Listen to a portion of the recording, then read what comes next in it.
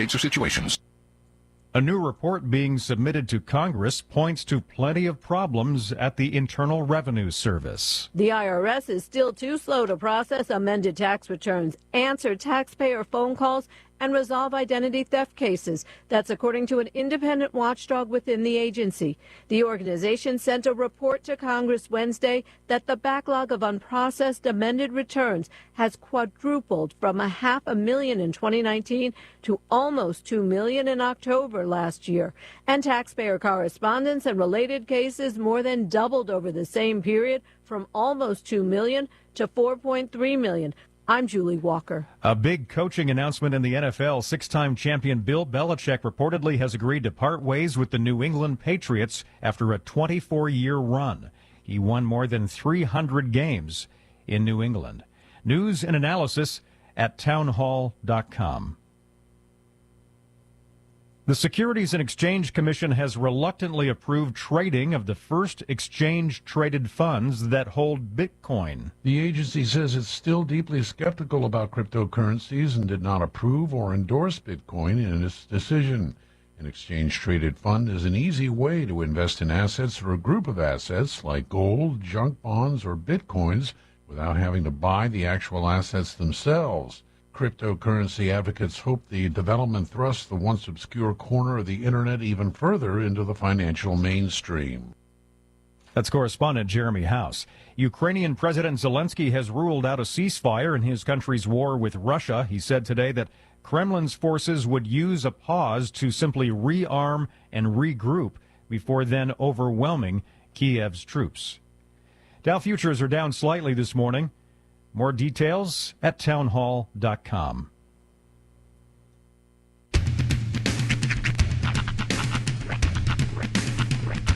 What in the wide, wide world of sports is going on here?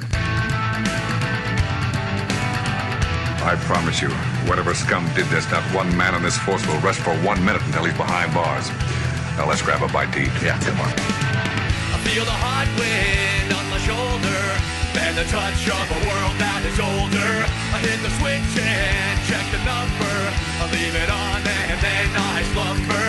I hear the rhythm ringing through it. Flamenco guitar and cumbia music. I hear the talking of the DJ. The travel listen, what does he say? I'm on a Mexican radio.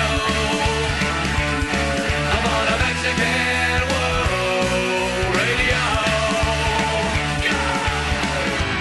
broadcasting live from high atop the J.P. White Building in downtown Roswell, New Mexico. It's Mornings with Mike Winters on 106.5 Roswell's Talk FM. Is that what I sound like when I talk? Now, here's your host, Mike Winters. And good morning, one and all. Welcome to Mornings with Mike Winters. Oh, it's not good. I thought it was going to be better than this. We always do. Oh, I was trying to project. It didn't even come out a little bit. Wow. Sorry about that. Good morning, everybody. It's me. It is me. It is him. Go check the camera. Yeah, it's me. I don't have a voice yet. So yeah. I was trying to come in and get Sean some breather space here, but as soon as I went to talk, it just went, nothing came out. Right. That was wild. Sorry about that, everybody. That's it. For those who don't know, let me do the talking here, Mike. For those who don't know, Mike has been dealing for the last week or so with a pretty serious case of what we can only surmise is RSV. Yeah, I got, good news is I actually feel a lot better. Right. Than before. I have no ability to talk. Project. I get winded and I start coughing and get tired. So. Well, you're really screwed for your performance of La Boheme this weekend. Yeah. I guess projecting to the rafters probably isn't in your in your future. No karaoke championships. I know. In my future. And you were so close. It sucks, man. No, we've been feeling for you, and I've been trying to fill in every where I can. It caught me off guard because I went into today under the assumption that you were at least of semi-good voice and could come in, so I didn't plan ahead. And to be honest, I was feeling better yesterday, voice-wise, than I was right now. Right. I came, like I got up this morning and I started, I would say around 5, I was hacking, and so I got my shower and I sat in the shower, and the more I was in there, the more I was trying to get this crap out. The more winded I got, the more, it's next thing you know, I try to talk and it feels like I'm running a marathon. And it feels like this has definitely been going around because a lot of people have been coming down this week. Yeah. As we You're on. We've been dealing with another situation from a client perspective on our advertiser side, because that person was out sick, and it's just it's all over the place, man. Yeah, so I really appreciate what you guys are doing. No worries. I was going to say, I feel bad. Your yodeling career is going to take a big hit after. If nothing else, he's going to yodel better. Listen to that crack. I mean, there is a more range on the that's yodel. right. I think what it is I'm trying to push voice through the box there. And maybe it's hitting a point where only dogs can hear me. It's got, if you stay at a certain level, it seems like it's okay, but every time you try to project, that's the and again the starts of sentences. The vocal fry is gotten better. Yeah, you're bottoming out in first. Yeah, as long as I don't try to push anything, it kind of. But as soon as I start, like, hey, it's just yeah.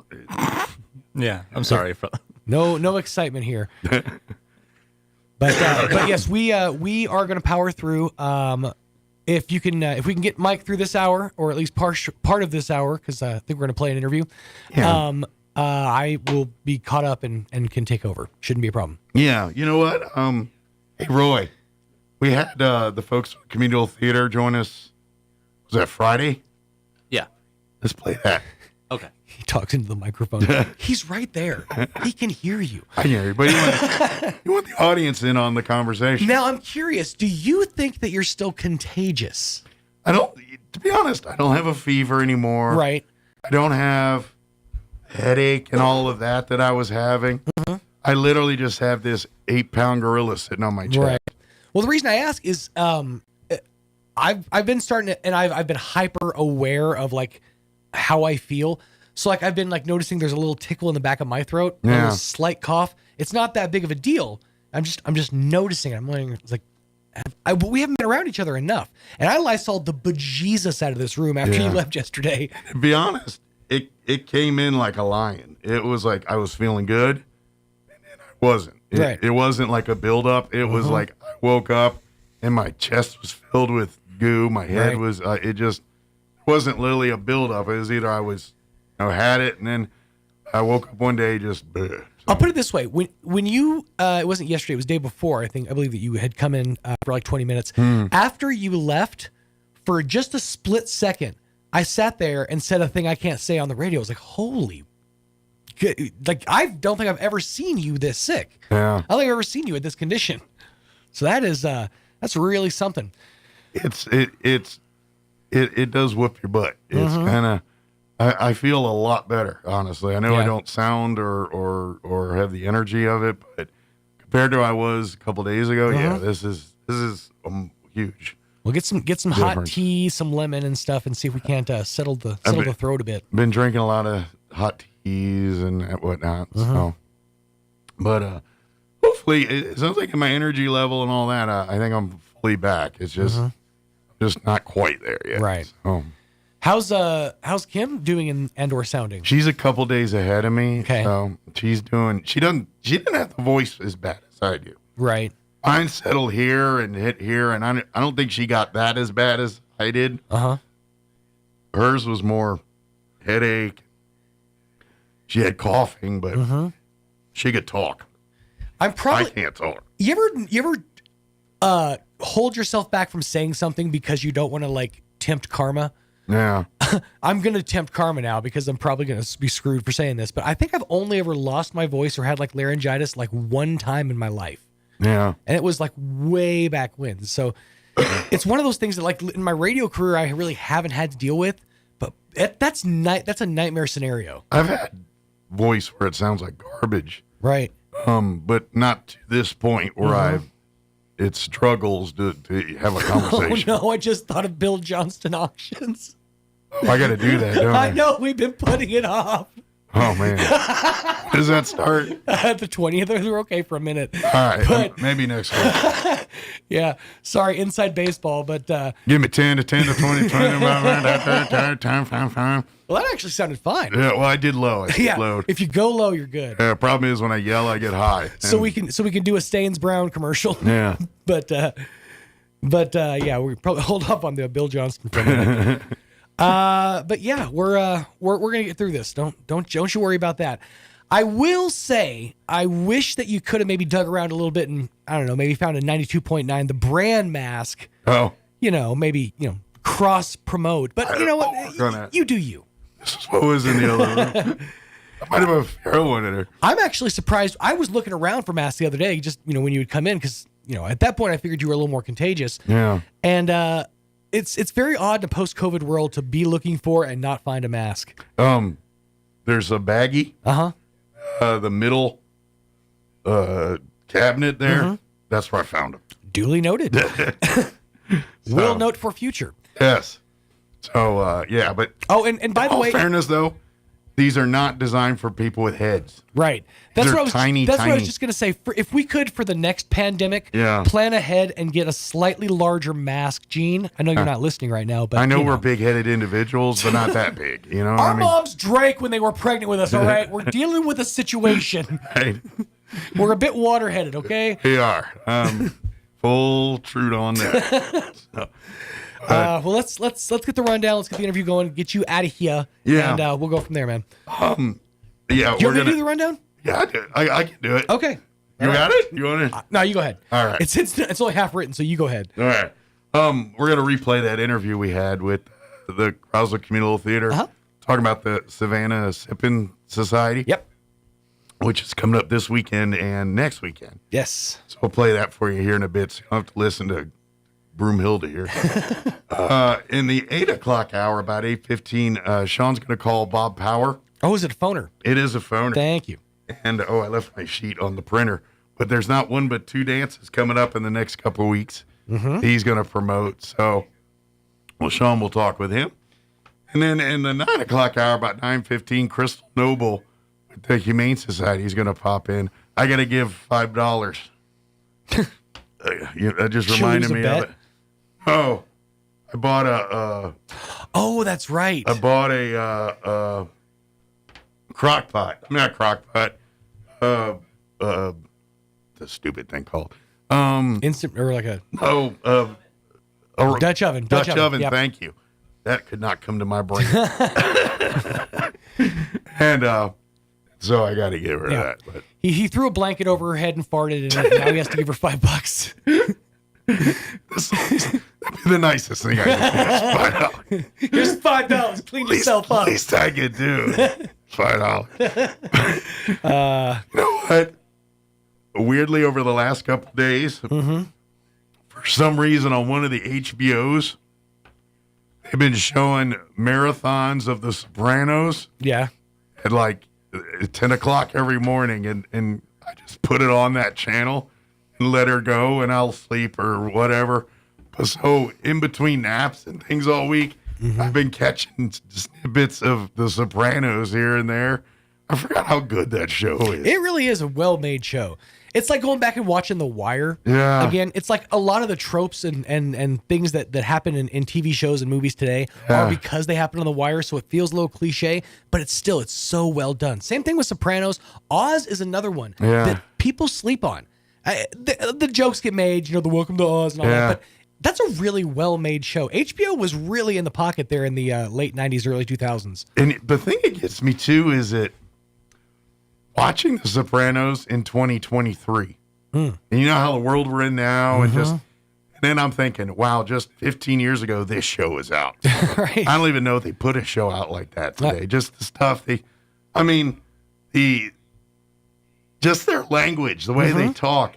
There's nobody with that. We know they're acting. We know that's how the culture. Right. But in today's movies, they would shield that from you. And to see that kind of rawness, it's kind of neat. Kind of nice. Absolutely. So like, hey, TV was good one time.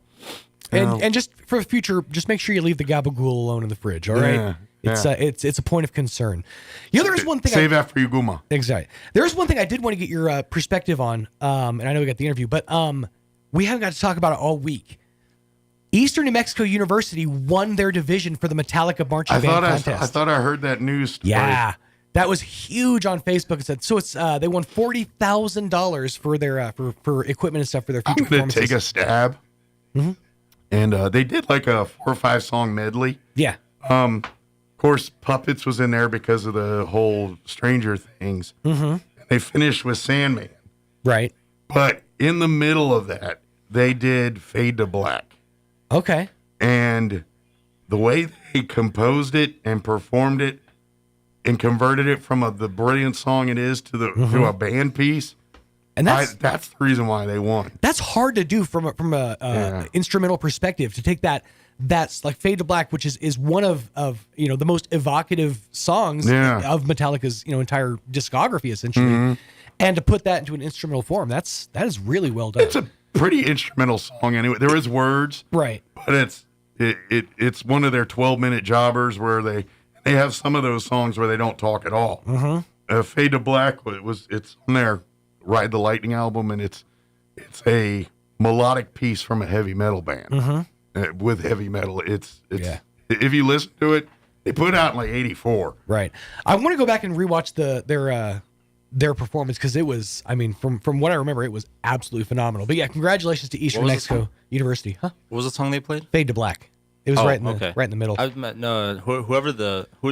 Whom the Bell Tolls was my guess, because that was the one that was. I don't think For Whom, because that's like the perfect pacing for it. May have been in there, song but like that. I don't think it was. I don't recall that one. But they did Master. They did Sandman. They did. Really, they did Master. Well, it was really hot because of Stranger Things.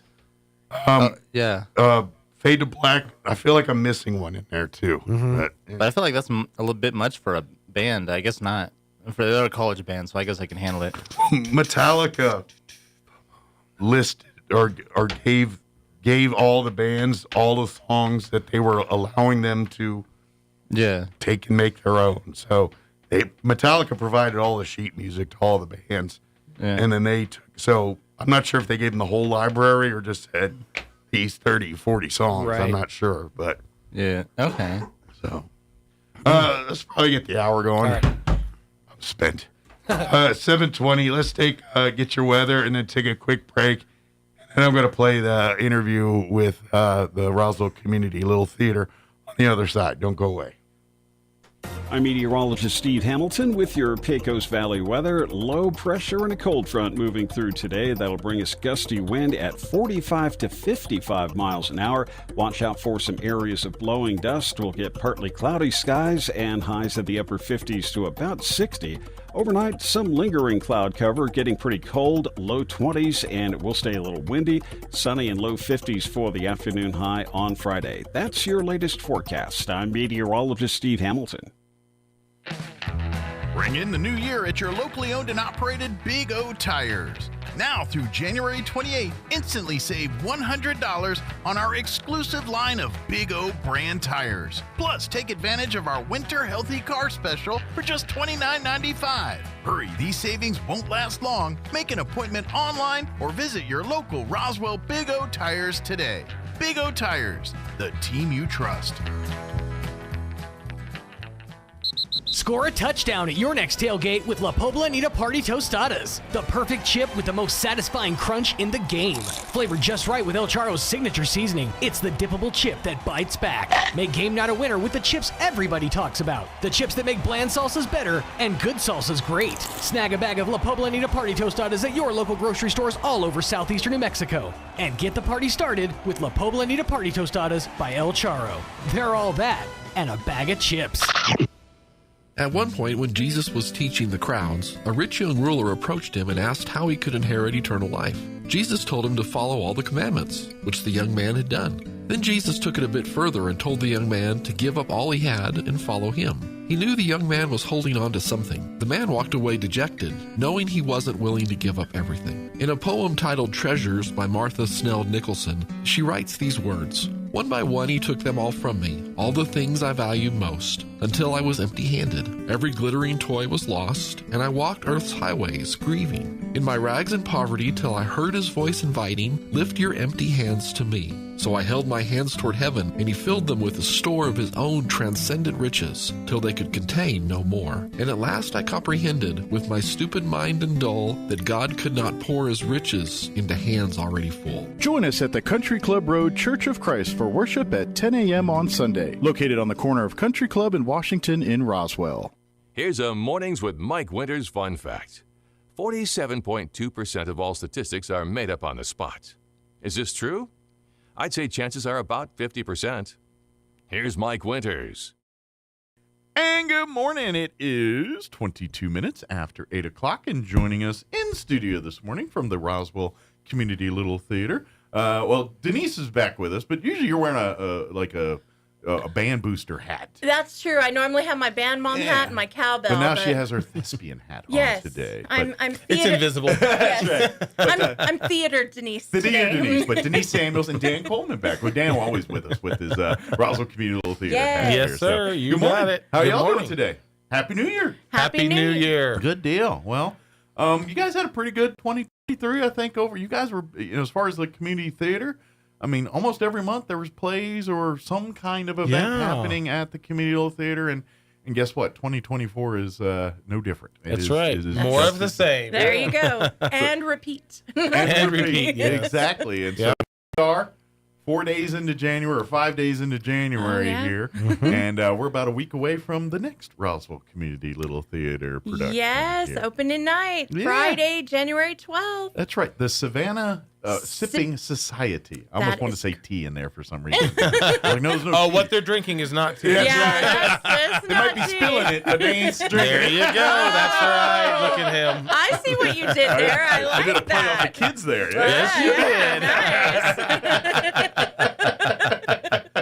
That's awesome. But so I'm gonna guess it's going to be a comedy, but think of it as the Southern Belle, the Savannah, kind of that mint julep-y type atmosphere here. No. No? Okay.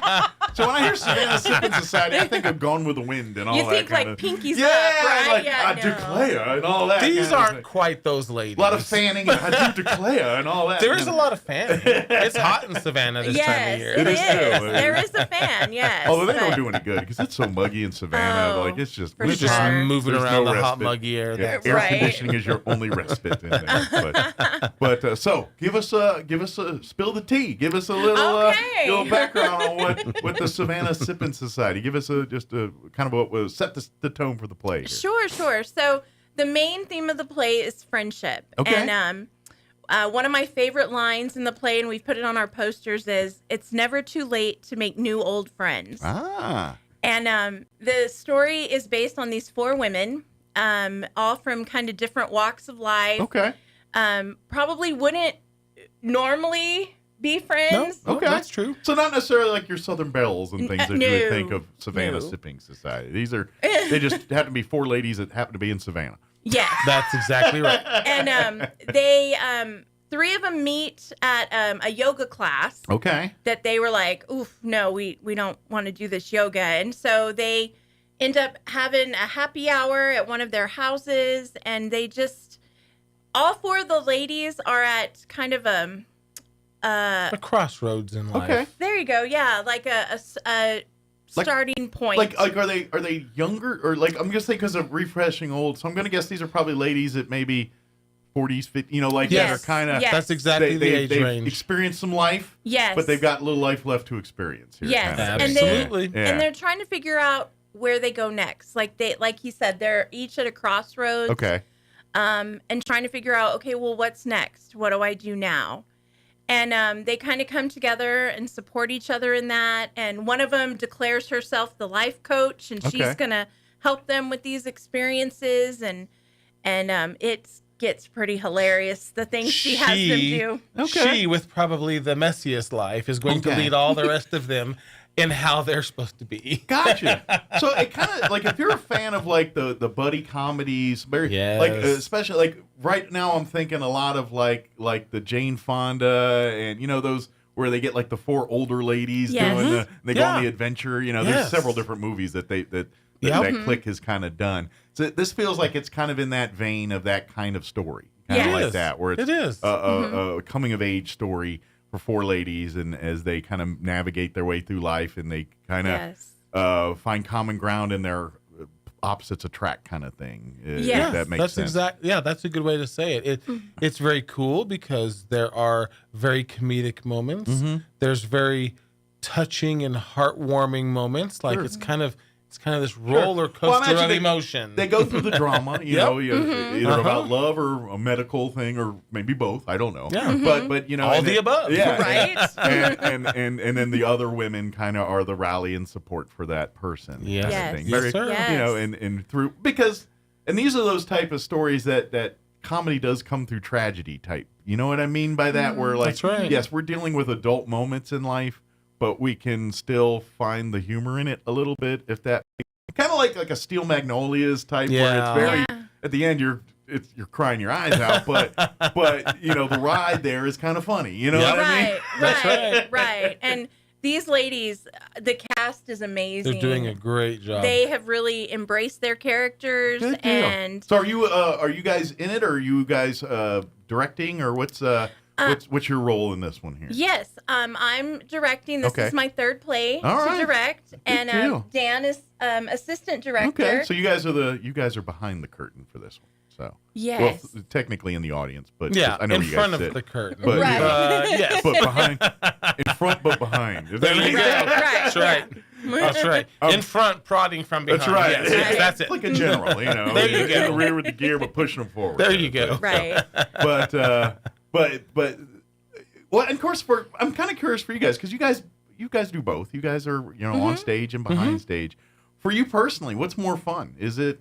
I mean, I imagine it's a lot more stressful as a director, assistant Yes. director, because at the end of the day, the buck stops with you. Mm-hmm. But at the same time, it's your vision. Like you get to you know, at the end of the day, when you see a play, it really should be the director's vision. That should be how they wanted it to be portrayed to you. Right. Yes. So there is a certain, you know, funness to that, for you to get your creative juices flowing and saying, I always see how it's written here, but I would love to see them play it this way instead, you know? Right. And so I imagine, so I'm curious, like, what's the more fun part? Is it just being the actor, or is there a lot of fun in diving in and getting more of the directorial side? You want to answer first? So I really do enjoy being on the stage, but I probably have decided that I enjoy the directing side more. Okay. Because you get to focus on all the characters, not just the one that you're portraying. Sure. You You got to know everything. Right. You have to have a vision for all of it. And by golly, I don't have to memorize all those lines. I'm about to say, there is the nervousness of the show must go on, and you're hoping and praying everyone does their job. But you're right, you're not spending hours at night going, of course, to be or not to be. As director, you know, you have memorized the lines, not on purpose, just because you're. And when somebody Osmosis. misses one, you're like, oh, yeah, they missed the line. Right. But you know, live theater, it is what it is. Because I'm imagining in the month or two leading up to the actual curtains rising night for this performance, you've probably seen the play in various forms and formations about like 3 times a week. So So by osmosis only, that lines absorb. It's no different than when you watch your favorite movie 50 times and you can quote it by heart. And It's you no can. different. That's exactly right. Yes. I do. For you, is it? I do love being on stage. Yeah. I love making the audience laugh and stuff. It's great. Right. Directing is definitely a different experience. Sure. But he's right. Like to you know, just read the play and have that come to life, you know, and see all this work you put into it. And I have to say, our set, I am so proud of our set. It was I would imagine, because you got to create Savannah, so it's like a city atmosphere. So it's probably, and it, like you said, yoga. So you kind of make it like a more modern apartment-y and those kind of settings, I'm guessing. You know? The main part of the story takes place on a second-story porch, which in Savannah they call that a veranda. A veranda, yeah. Yes, it's a veranda. That's your mint julep drinking. There you place. go. Yes. There you go. Except it's spiked. You know, that's all. That's all. Right. They have to have their porch to sit on to drink their drink. That's so. right.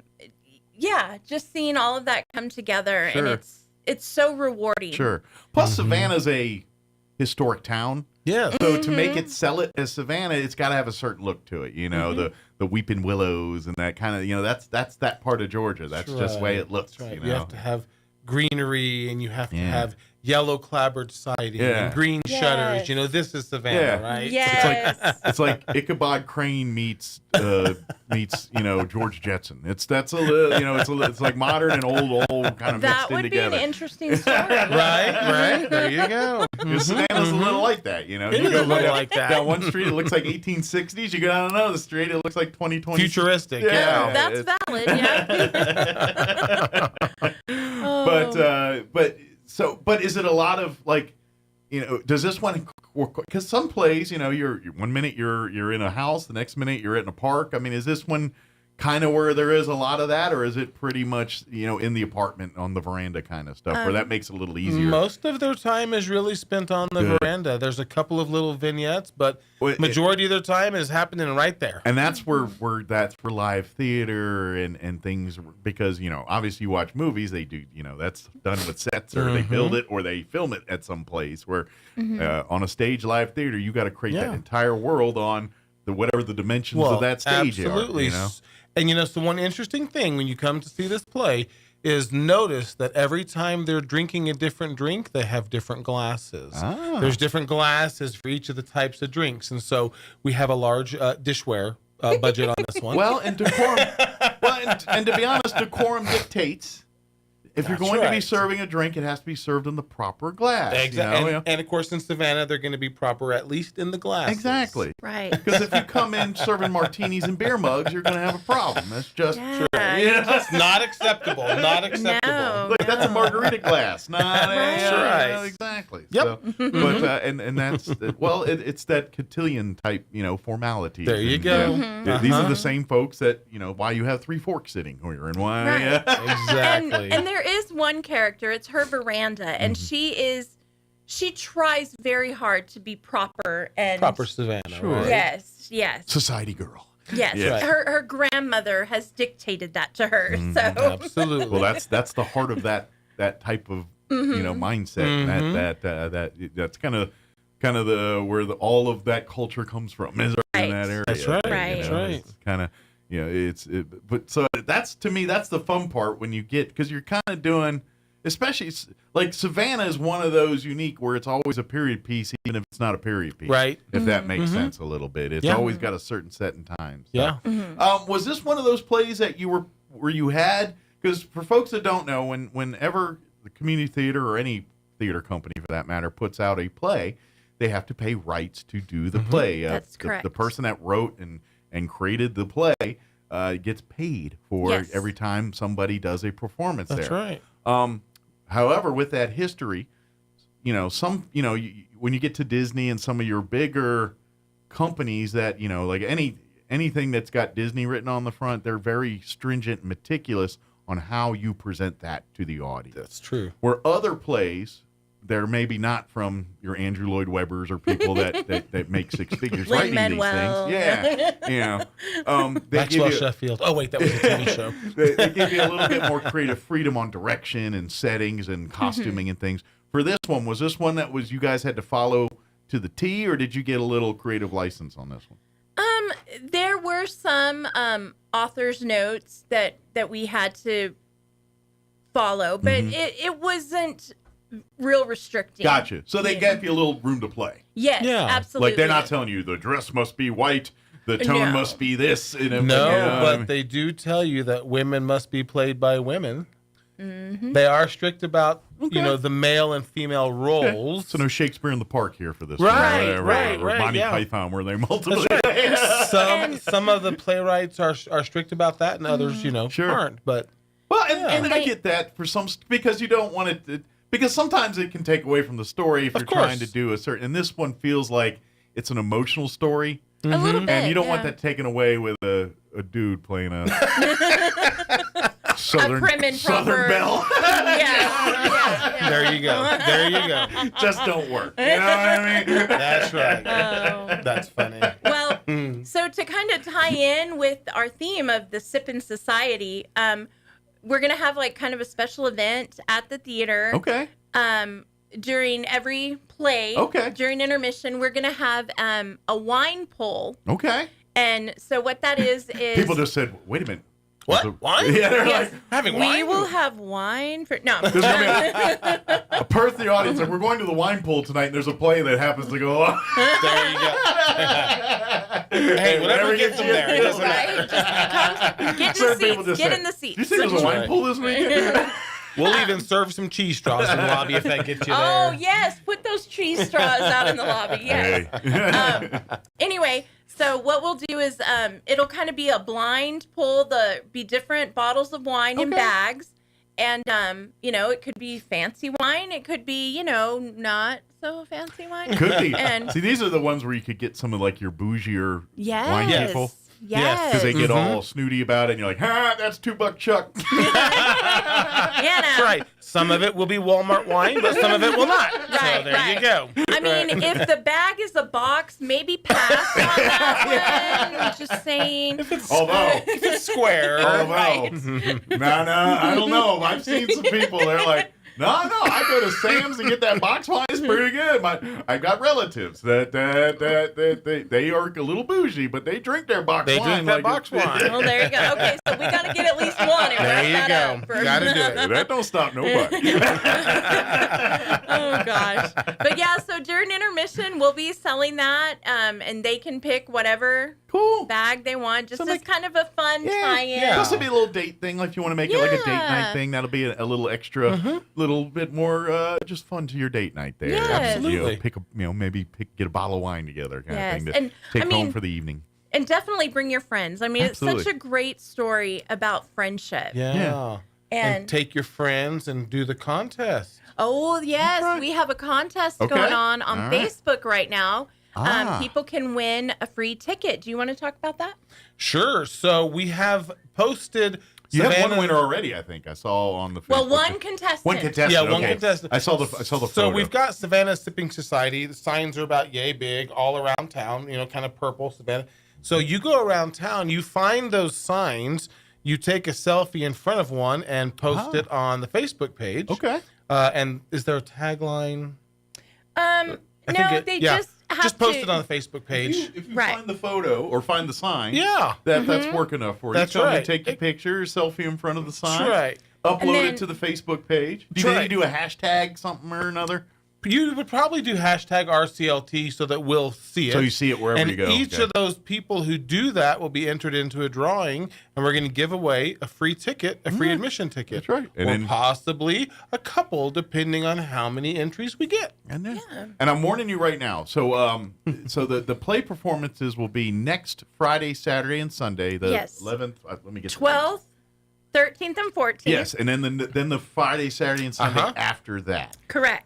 19, 20, 21st. That sounds right. Yeah. I wrote it down. I have my notes. Yes. And you can purchase tickets right now online, RoswellTheater.com. It's live theater, so Roswell, TheaTre.com. And that'll take you there. If you don't remember any of that, just Google Roswell Communal Theater. It'll pop right up. Yes, it will. Right. Or if you're a Facebook user, like and follow the Communal Theater's Facebook page if you haven't already done so, and you'll find a link to the website there to get tickets, while you're also uploading your photos to enter in for the free tickets. Exactly. So. And that website is listed on our yard sign. So when you go take your selfie, you That's can. right. There's that website Go right back there and look for you. at it, and you'll see your answer. Right? Boom, got it. All there. All the information. Unless you're standing in front of that part of the sign where you block it. Like, try to get a picture of you onto the side so we can still see all the information. There you go. So, Right. be creative with it.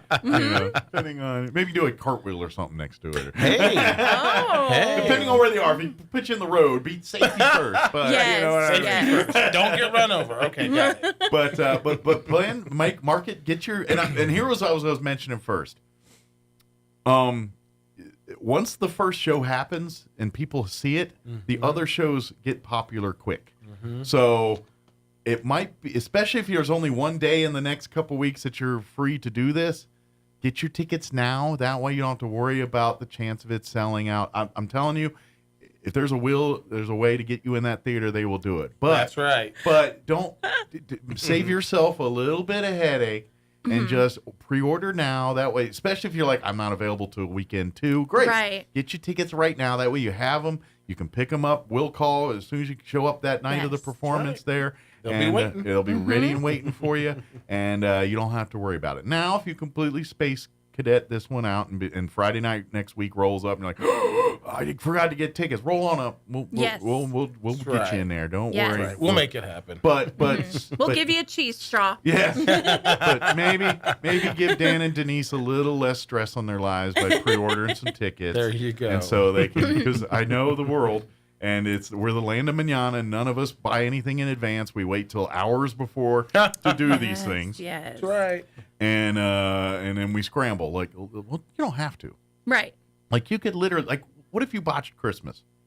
So you botched Christmas, and so now you can make up, get the tickets Redeem now. yourself. There you go. There you go. I'm sorry, I got you a blender for Christmas. Ooh. Here's some tickets. We're having a date night. We're going to have date night. And let me buy a bottle of wine There you while go. we're there, you know. That will help smooth it over. Let's face it. Again, pro tip, if you're in that situation, stay away from the box ones. Of the, Just saying. That's right. Grab one that looks like a bottle. That's right. Right. You have some more digging to do than us. You need more highfalutin stuff. Right. But, Facts. I mean, what a fun play to start the new year, Absolutely. you know, and that's I'm just excited. it too. It's girls and all this, but guys, you're gonna laugh and have, you know what I mean. It sounds like a girlfriend night type play, which are gonna be love, which it absolutely is. But guys, you're gonna equally be laughing and yes, enjoying it. It is enough comedy and fun there to keep the male, even the most dudest of dudes. There you go. That's right. Yes. I don't even talk in harmonies. I don't even make my words rhyme. I don't know music. But now, so we got that. I know with some of your plays and stuff, they do the immersive dinners and stuff. Yes. Is that? But here's the thing. That's very exclusive, and those sell out very quick. So I didn't know if that's still a thing, or we passed all that. It is. We started Tomorrow. that. Yeah, it's tomorrow night. Oh, good. And there's still a ticket or two available for They it? are sold They're out. sold Oh, out. okay. Yep. See, this is So- why I Sold was out. kind of, you have to get in Yeah. on the stick. All right. I don't want to be a jerk, but I'm going to be a jerk. Oh. What are we missing? The people that didn't get tickets, what are we missing? So the immersive dinners we started a few years ago. Yeah. Probably 2 years ago, I would say. But it's Yeah. always a meal paired with that kind of matches the performance. Yes. The cast of the play serves as your wait staff. Yes. And so You're on the stage. yes, and they're all in character. You're not getting Denise Right. and That's Dan. right. You're getting their characters. when they're- Exactly. And so they give you tips, clues. They kind of, A little kind of sneak peek. So if it's like a mystery, you'll usually get like tips and clues Yeah. and things. Right. This one, you just get more personality, I'm guessing. And things Right. like that. It's so fun. I think as actors and directors, we kind of take for granted the novelty of the stage. Yeah. And for people from the audience to be able to be up on the stage and that perspective, and the tables are set there on the stage. They get to eat there on the stage. Yeah. Like you said, the cast is in character and serving, and it's just a really fun experience. Yeah. And the food's always good. You Oh, partner yes. with some amazing local restaurants Yeah. every Yes. single time. So And I got to tell you, the main dish is bourbon chicken because, Oh. I mean, why wouldn't it be, Nice. right? Exactly. well, that makes sense. Right. Yeah. And the fun thing is, the characters do give little snippets from the play. Gotcha. So you're like, hey, what's that about? And it makes you want to come and see more Sure. to Right. see like the full on Yeah. production of that snippet, right? If you want to get fully engrossed in the thing, that's now. Like I said, we're a little late for this play, but when the next play, which is going to be right around the corner, Yes, right. the next We'll one's do it in again. March. yeah, So, you can get immersive dinner tickets now, or maybe in a month or two here. Yeah, right. In a couple of weeks. Here in February, I'm guessing maybe you can get your tape, but be on the stick with that one because it's always and like you said, it's paired with the play. Yes. So it kind of the food matches the theme. Yes. And so like you know, I know you've had great like Peppers to Sarah's, other great local establishments that have come through and provide delicious meals for you guys on that. So absolutely good deal. So good. So sorry if you missed this one, but it'll just motivate you that much more to get in on the next one. Because you only usually have about 10 or 12, 20. 20. We have 20. 20 is our magic number. The stage is only so big. That's right. right. And right now we have a veranda on it. That's so. right. Yeah. So we'll probably have to have 3 different tables of Right, 8 apiece or something. right. But we'll work it out. you might have to figure out like bar seating or something like that. Perhaps. Maybe if you could make the stage a bar. Maybe put them like right there in that front row, and the stage is like your table. There you go. That might work. The veranda almost would work for that. Right. Now it might look like they're sitting at the kids' table, but we've all been there at one point or another. Right? And some of us want to go back there. To be quite honest, I'm like, life was simpler at the kids' table. Just saying. Agreed. Yes. Definitely. But food and conversation may not have been as good, but it was a lot less stress on that Absolutely. table. That it was. But we'd love to invite everyone to come out to the Savannah Sipping Society. Yes. Next Friday, Saturday, and Sunday, and then the Friday and Saturday, Sunday after that. Show times are 7:30. Right. Friday and Saturday nights, and then the Sundays are 2:00 matinees. 2:30 matinees. 2:30. We have them all ending in 30s now. Right. 2:30 We're the matinee. theater on the half. That's right. So. There you go. We got to work like the news thing. It's like singing, dancing, and entertainment on the 30s. You know, There you like go. the old radio, but we're on the 7s. Singing and dancing on the 30s. There you go. That's it. If you ever do a radio play again or something, maybe maybe work and crowbar that There in you or go. something like That's right. You know? But come out and see the Savannah Sipping Society. You're gonna laugh. You're gonna enjoy it. It's gonna be a fun evening of just entertainment. There's going to be wine. Yes. So right. please come and participate and help. And tickets are very affordable. They're like $10-15 for tickets. They're very 15? 15. Yes. I believe it's 15, yes. And if you get a group of your friends and family together, we do have a group rate for tickets if there's 10 or more. I think it saves couple bucks. Okay. $2. Yeah, So I if you want to think get all your friends together, if it's Yeah. 10 or more, you can save a little bit more on top of That's that. right. And although because this is a nonprofit, and let's face it, they do these plays to for the benefit of the community, but it's also they're supporting the youth through our the CAPS CAPS program and all of that and quite frankly, it's expensive to own your own building, and especially when it's an older building that needs maintenance and upkeep and things Always like that. something. Our new roof that we got, yes. Still paying for that. Still paying for that. As a matter of fact, We don't want that coming being repossessed. No. that would be awkward. That would be terrible. Although, lighting would be mad because that's going to mess with lighting on the foot. Right. When there's no roof. Yeah. Right. Yeah. It'd be hard to control. Yeah. Right. Yeah. Although all the night performances would help, but if you did a matinee, it would be really. Those Sunday shows would be tough.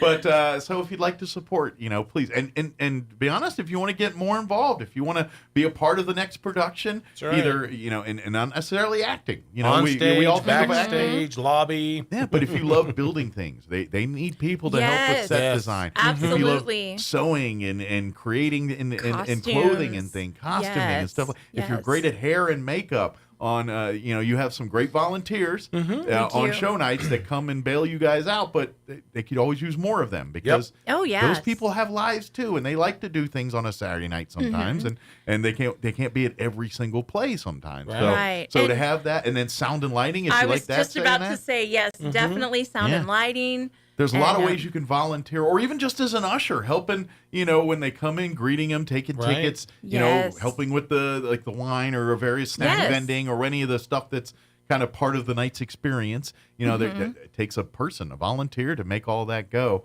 Yes. So even if you there's no way you got me on that stage singing or acting or doing any of that stuff. There's lots of ways you can get, or even serving on the board. The board Yes. is always, that's where they're the decision makers. They're the ones that help decide, what plays and stuff, or who's going to be doing the plays. But also, we need to fix a roof. We need to, we need to, by the way, we gotta get some money to do this. This is, so, and so maybe that's your strength. Maybe you want to serve in that. Maybe you're a lawyer or an accountant or someone that has that skill set that can offer to the board. Absolutely. That would be great. That all of that is very helpful to that. And so, and if none of that interests you, the best way you can support is come to the shows. Absolutely. Come Absolutely. watch, laugh, have a good time. Yeah. When you go to the website, again, roswelltheater.com. Yes. THEATRE. When you get there, there's going to be a pop-up that pops right up, and if last time I looked, it was a picture of a bishop on there. Oh, yes, that's right. And he's going to say, hey, stay in touch with everything the Community Little Theater does. Right. Give us your email address. That's right. And that way, if you fill that out, or better yet, or both, like and follow on Facebook and stay regular there. That way, anytime there's a new show or an immersive dinner that doesn't always get promoted like the show does, then you're going to be first to know that kind of stuff, and you won't miss out on those opportunities. So when you're thinking, dang it, I want to go to that immersive dinner, well, you give the bishop your email. That's right. And you can stay in the know. That's right. And they do have on the website for the immersive dinners, they do put that on the website, so you can click for that information. Yeah. And I did want to mention, you were talking about helping out backstage and everything, and I have, my other hat, my band mom hat. We've got a band kid coming to help us backstage. Oh, good. So I'm merging the two worlds. All right. You can use this or not use this, but when I was in Air Force basic training, they while you're in first basic, they the first day or two, they asked if there was people that could play band instruments. And if you wanted to, you could go and join the band squadron. Oh. So if you had that, but we lovingly called them the Beat and Blow. So if you want to call them the Beat and Blow section of your cast, then you feel free. I won't. Are you giving me this? You have it. Thank you. No Thank royalties you, Mike. required. Okay, thank you for that. I'm sure they're not going to be big fans of called Beat and Blow, but that's you can be in the Beat and Blow regiment. That's what they call it. Hey, it is what it is. Oh, how funny. The Beat and Blow squadron, actually. Yeah. There you go. You know what I'm saying. But again, folks, come on out. If you've never been to a Roswell Community Little Theater production, make this your first one. You're going to have a fun time. You're going to be like, why didn't I go to these before? And then get on the website and see what's coming up. Don't forget about their Mission Improbables. They do like once a quarter, usually every other month or so. Yeah, we're trying to do the Mission Improbable. We're trying to get them to where we do them once a month. Okay. I know you're about once a quarter now here. I believe the next one's February 16th. Okay. I believe that's correct. Again, go to the website. You can see the plays that are coming up after this. You can see the entire 2024 season something here. going all the time. You may not be able to get tickets, but you can see what's going on. We have that Johnny Cash event coming up February 3rd. Yes. So. And that's a fundraising event where this man literally is Johnny Cash. Yep. Yes. It's the Chautauqua, if you know that. That's right. That where he literally, for that moment, he is Johnny Cash. He's not whatever his real name is and all that stuff. Right. He's walking, talking, acting, living, breathing, sleeping Johnny Cash. Right. We have two shows that day, a matinee and an evening show. Cool. So come and have a good time. Again, like you said, check out Facebook, check out the website, see all the things we have, because there seems to always be something. Yes, we are doing all kinds of things there. Not just plays, like we bringing in Johnny Cash and our improv stuff. So we always have something going on. It's a good time. Absolutely. There's always something fun going on at the Community Little Theater. Yes. Again, roswelltheater.com, THEATRE is how you spell that, and Google it if you don't remember any of that. There you go. Right. Good deal. Well, thank you guys. Did we get it all? Thank you. I think we covered it. So. Come see Savannah That's Sipping all we got Society. to do. We got to just curtains rise and let's do this. There you go. So I'm sure the cast is like, no, we got a week. We got a lot to get ready for in a week. You know what? They're doing amazing. They're doing so great. So they're fun. I forgot to ask, is it all veterans or some new folks on this one, or? We have two very veterans. One has become kind of a veteran. Okay. And then we do have one lady, this is only her second play with the little theater. Love that. So. I love the new faces. Yes, That's great. They're the ones that are the next generation, or the ones that are going to keep it going when you guys get tired of doing it. Yeah. Exactly. And I have to say, they've all done so great embracing their characters and bringing them to life. That's probably the fun great. part of it. That's the fun part of acting. You get to pretend to be someone else for a couple hours. It's a lot of fun. Yeah, that's very liberating in certain areas. That's right. Especially on who you get to play. Like if you're a very good person, I hope we all are, but you know what I mean? Someone that's just very by the book, or very wholesome person. And then you get to play. And you can play somebody a little risque. You get to play. Yeah, it's fun sometimes to be the bad guy and not have the repercussions of actually being a bad guy. That's right. It's kind of it's freeing. It's fun. Yes. There you go. Yes. Very liberating. That's There right. you go. Well, thank you guys. And, Thank you, Mike. We'll see you on stage. Well, not you guys, but the rest of y'all. Well, we'll see be you, there, We'll yeah. see you behind me in the seats. There you go. Yes. We'll be back there, hands clenched. Yeah. They got this. They got this. That's how I know if they're doing right or not. I just turn around. If their faces are happy, then I'm like, they're nailing it. If their faces look like someone just peed in their cornflakes, then I know that's not going well. Right. We're going to be laughing. It's going to be Come to great. all 6 shows, because in live theater, each one will be different. Exactly. That's the beauty of it. That is the performance and it's a good thing. That's a good thing. It makes it, because something that was funny, that maybe, sometimes the funny is the mistake, and that's what and then sometimes you're like, that worked. We should just do it that way every time. Right? And then you do. Yeah. Do that again. Yeah, exactly. Right. So, but thank you guys. Thank you. Next time.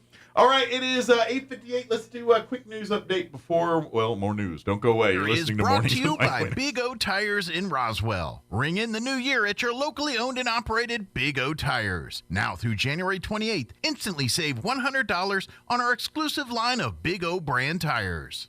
I'm meteorologist Steve Hamilton with your Pecos Valley weather. Low pressure and a cold front moving through today. That'll bring us gusty wind at 45 to 55 miles an hour. Watch out for some areas of blowing dust. We'll get partly cloudy skies and highs of the upper 50s to about 60. Overnight, some lingering cloud cover, getting pretty cold, low 20s, and it will stay a little windy. Sunny and low 50s for the afternoon high on Friday. That's your latest forecast. I'm meteorologist Steve Hamilton. Talk radio has landed on the all-new 106.5 FM KEND Roswell. Judge overseeing Donald Trump's New York civil fraud trial. They found no bomb, and the trial's closing arguments are about to proceed this morning. Donald Trump is in New York for the final closing arguments. Higher rent and food prices boosted U.S. inflation in December. Overall prices rose 0.3% from November and 3.4% from 12 months earlier. Core prices were up 3.9% from a year earlier, down slightly from November's 4% year-over-year gain. That's correspondent Jeremy House. Just days away now from the Iowa caucuses and the start of the presidential nominating process. Nikki Haley and Ron DeSantis faced off last night at a GOP debate in Des Moines. Also, the Republican field narrowed again, with former New Jersey Governor Chris Christie suspending his campaign. He argued that his GOP rivals need to take a stronger stance against Donald Trump.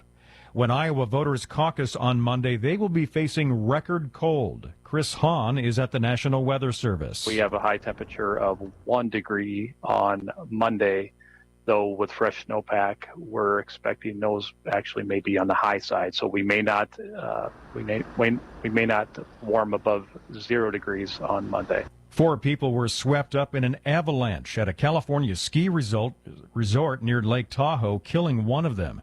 Meteorologist Wendell Homan says it was the result of a major winter storm. It's snowing heavily in the Sierra, and we've had wind gusts over 100 miles per hour on top of the ridges. Alaska Airlines canceling all flights on Boeing 737 MAX 9 planes until Saturday. It's awaiting new instructions on how to inspect and fix them. More at townhall.com. Donald Trump's indictment proves that saving America is not going to be easy. There are entrenched powers that are fighting this with everything they've got. They want to keep control of.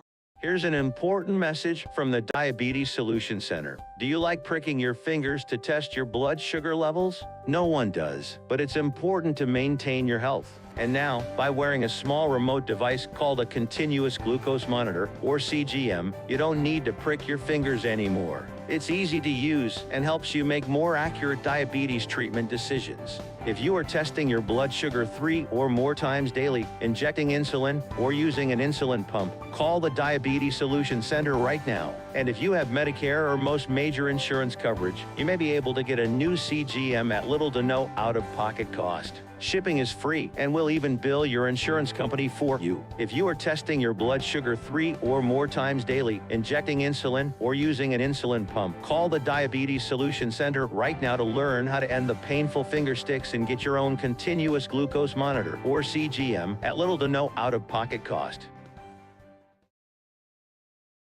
Here's correspondent Ed Donahue. The Oversight Committee is working on an impeachment inquiry of President Biden, and they want to know more about his son's business dealings. Hunter Biden wants to testify in public. The committee and South Carolina Republican Nancy Mace want the testimony behind closed doors. Hunter Biden should be held completely in contempt. Florida Democrat Jared Moskowitz pointed out Chair James Comer has said in the past Hunter Biden had an option, public or private testimony. The majority of my colleagues over there, including the chairman, don't want to hear from the witness with the American people watching. Hunter Biden later left the proceeding, but his lawyer, Abby Lowell, says Republicans care little about the truth. What are they afraid of? Ed Donahue, Washington.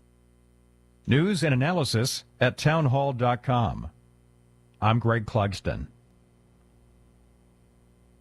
An independent watchdog within the IRS says the agency is still too slow in processing amended tax returns, answering taxpayer phone calls, and resolving identity theft crises. The report serves as a reality check of sorts as IRS leaders say the funding boost is producing big improvements in services to taxpayers. But GOP critics are trying to claw back some of the money and painting the agency as an overzealous enforcer of the tax code.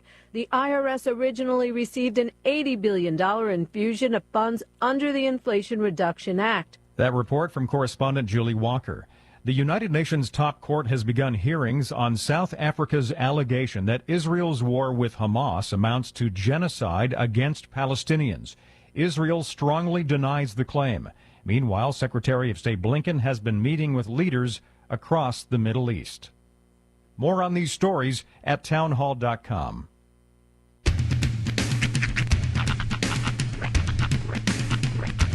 What in the wide, wide world of sports is going on here?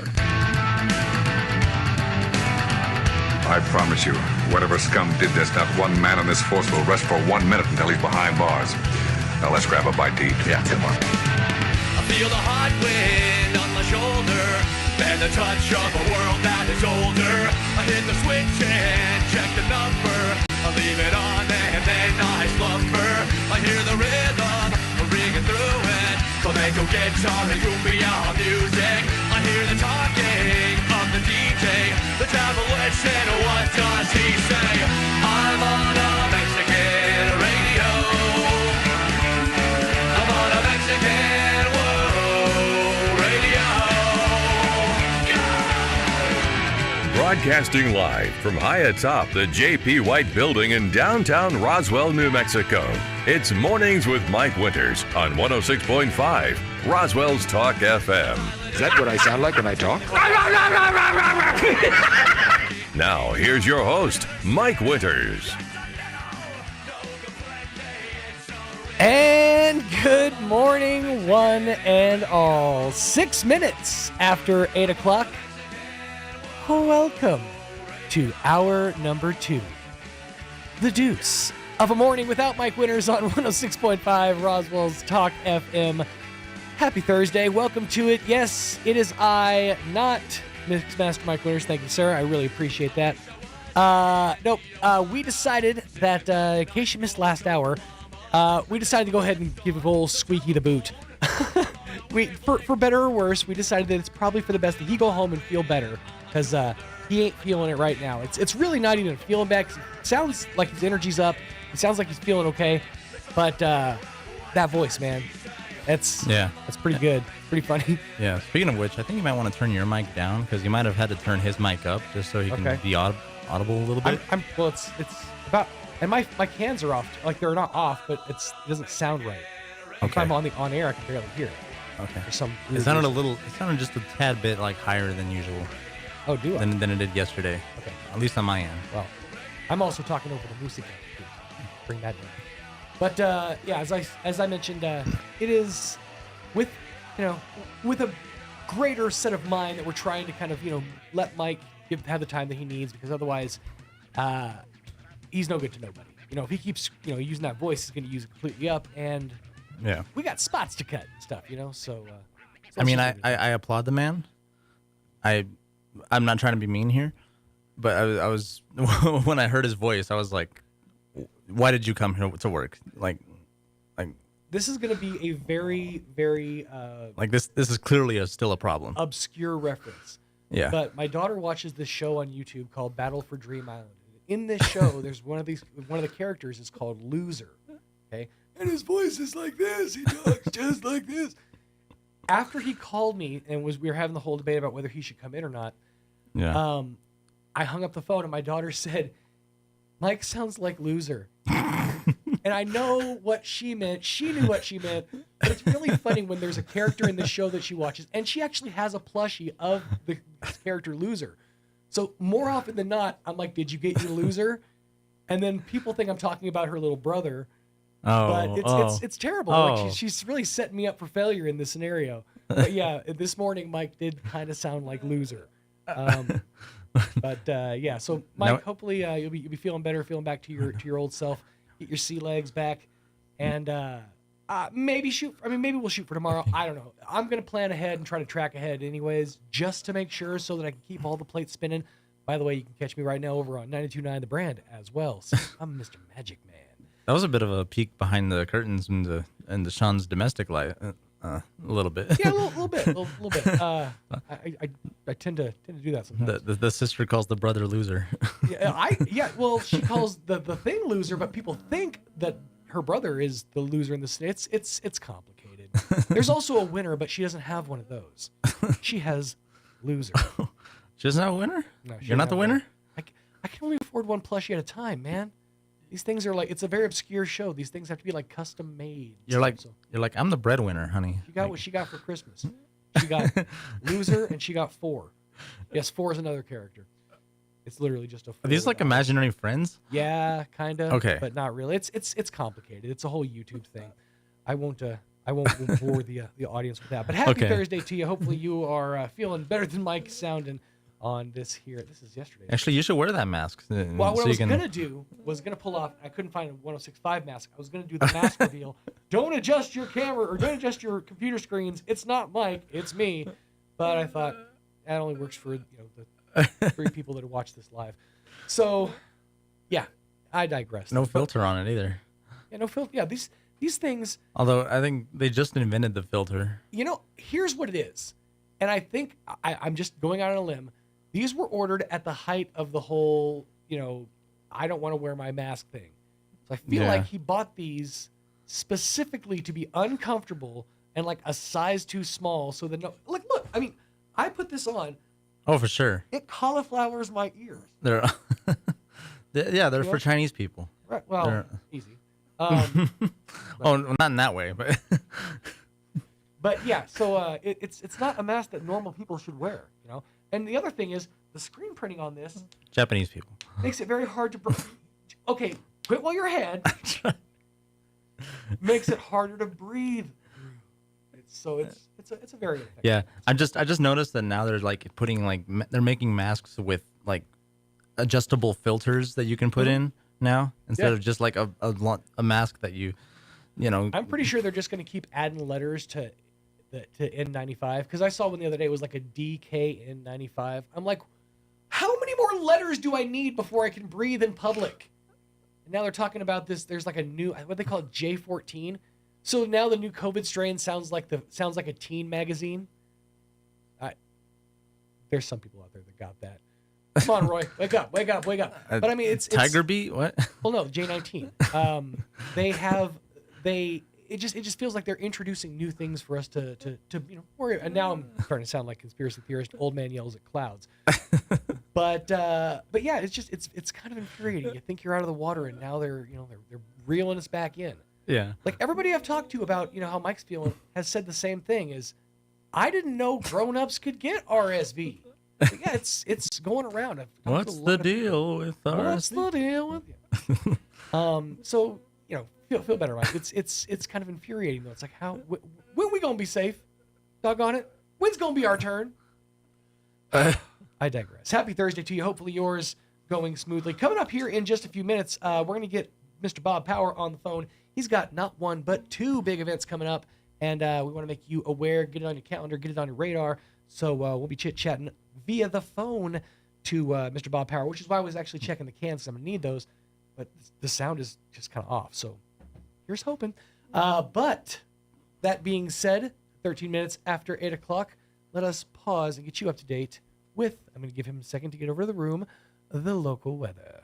I'm meteorologist Steve Hamilton with your Pecos Valley weather. Low pressure and a cold front moving through today. That'll bring us gusty wind at 45 to 55 miles an hour. Watch out for some areas of blowing dust. We'll get partly cloudy skies and highs of the upper 50s to about 60.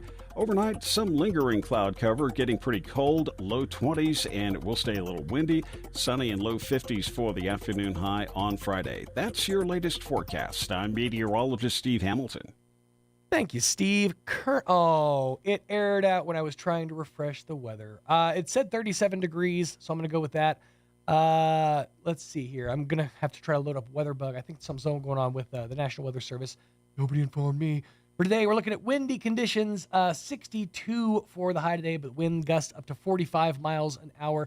Pretty much the same thing for your Friday. Windy conditions as well, but not as bad. About 35 miles an hour is what the wind gusts are looking at for your Friday, with 52 degrees for the high.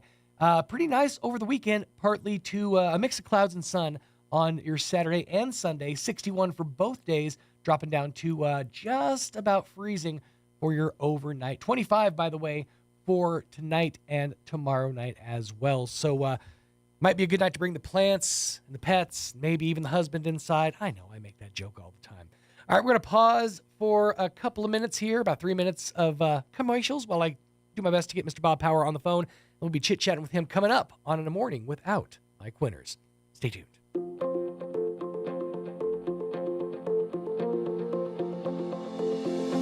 A comedian once said, "No one can tell me anything, not even myself." Hi, this is Pastor Troy and Julie Smotherman for The Joy of Marriage. Most people stop listening and start forming an answer or response when someone's talking to them within 7 seconds, so they miss most of the information. John 10:27 says, "My sheep listen to my voice. I know them, and they follow me."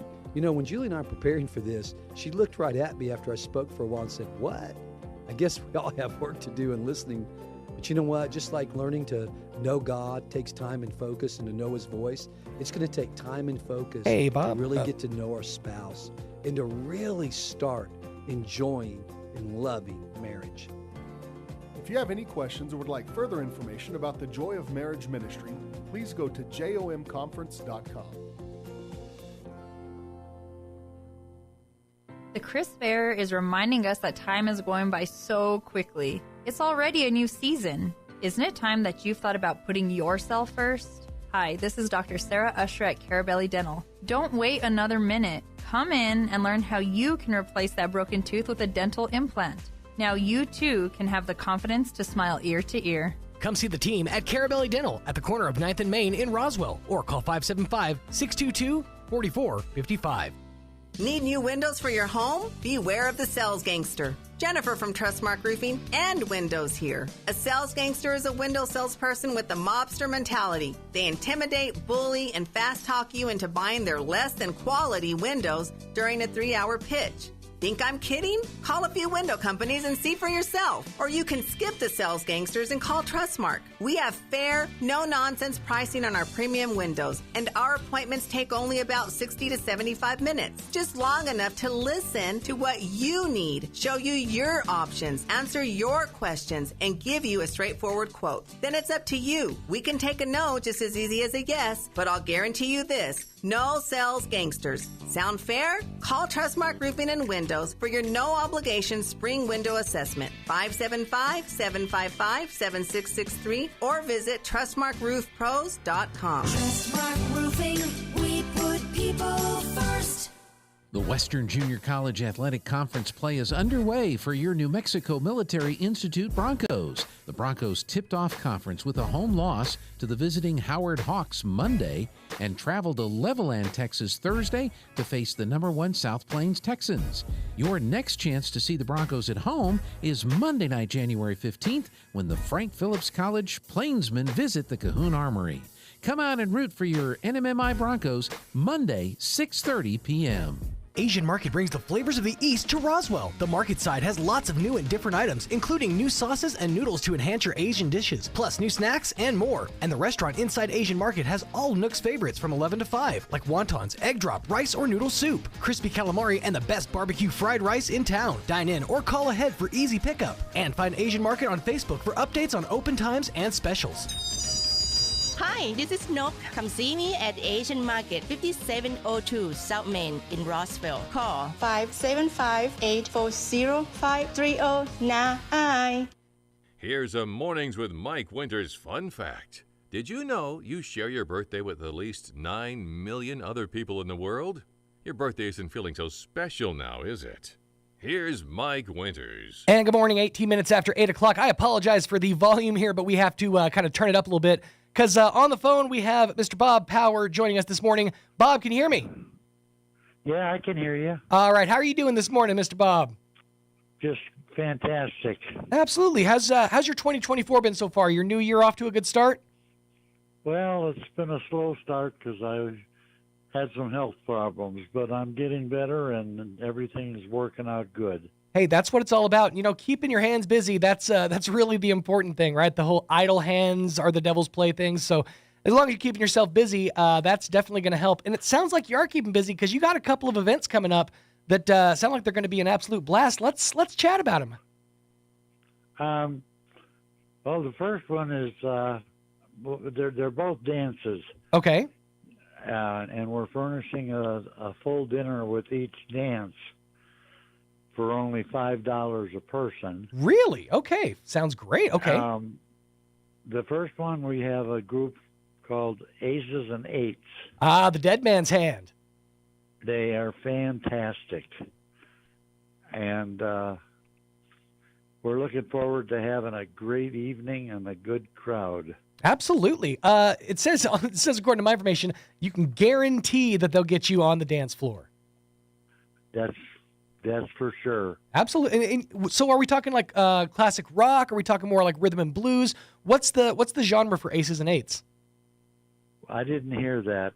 Oh, I was just asking what kind of music does Aces and Eights play? Country western, older rock and roll. Okay. A good variety. They do some Spanish music. Mm-hmm. Okay, sounds great. So, but definitely some toe tap music that'll get your feet moving. Yep, I can guarantee you they're a fantastic group. Awesome. So, are we keeping the menu a secret for the 13th, or can we talk about what we're having for dinner? I'm sorry. Can you repeat that? I said, are we keeping the menu a secret, or can we talk about what we're having for dinner on the 13th?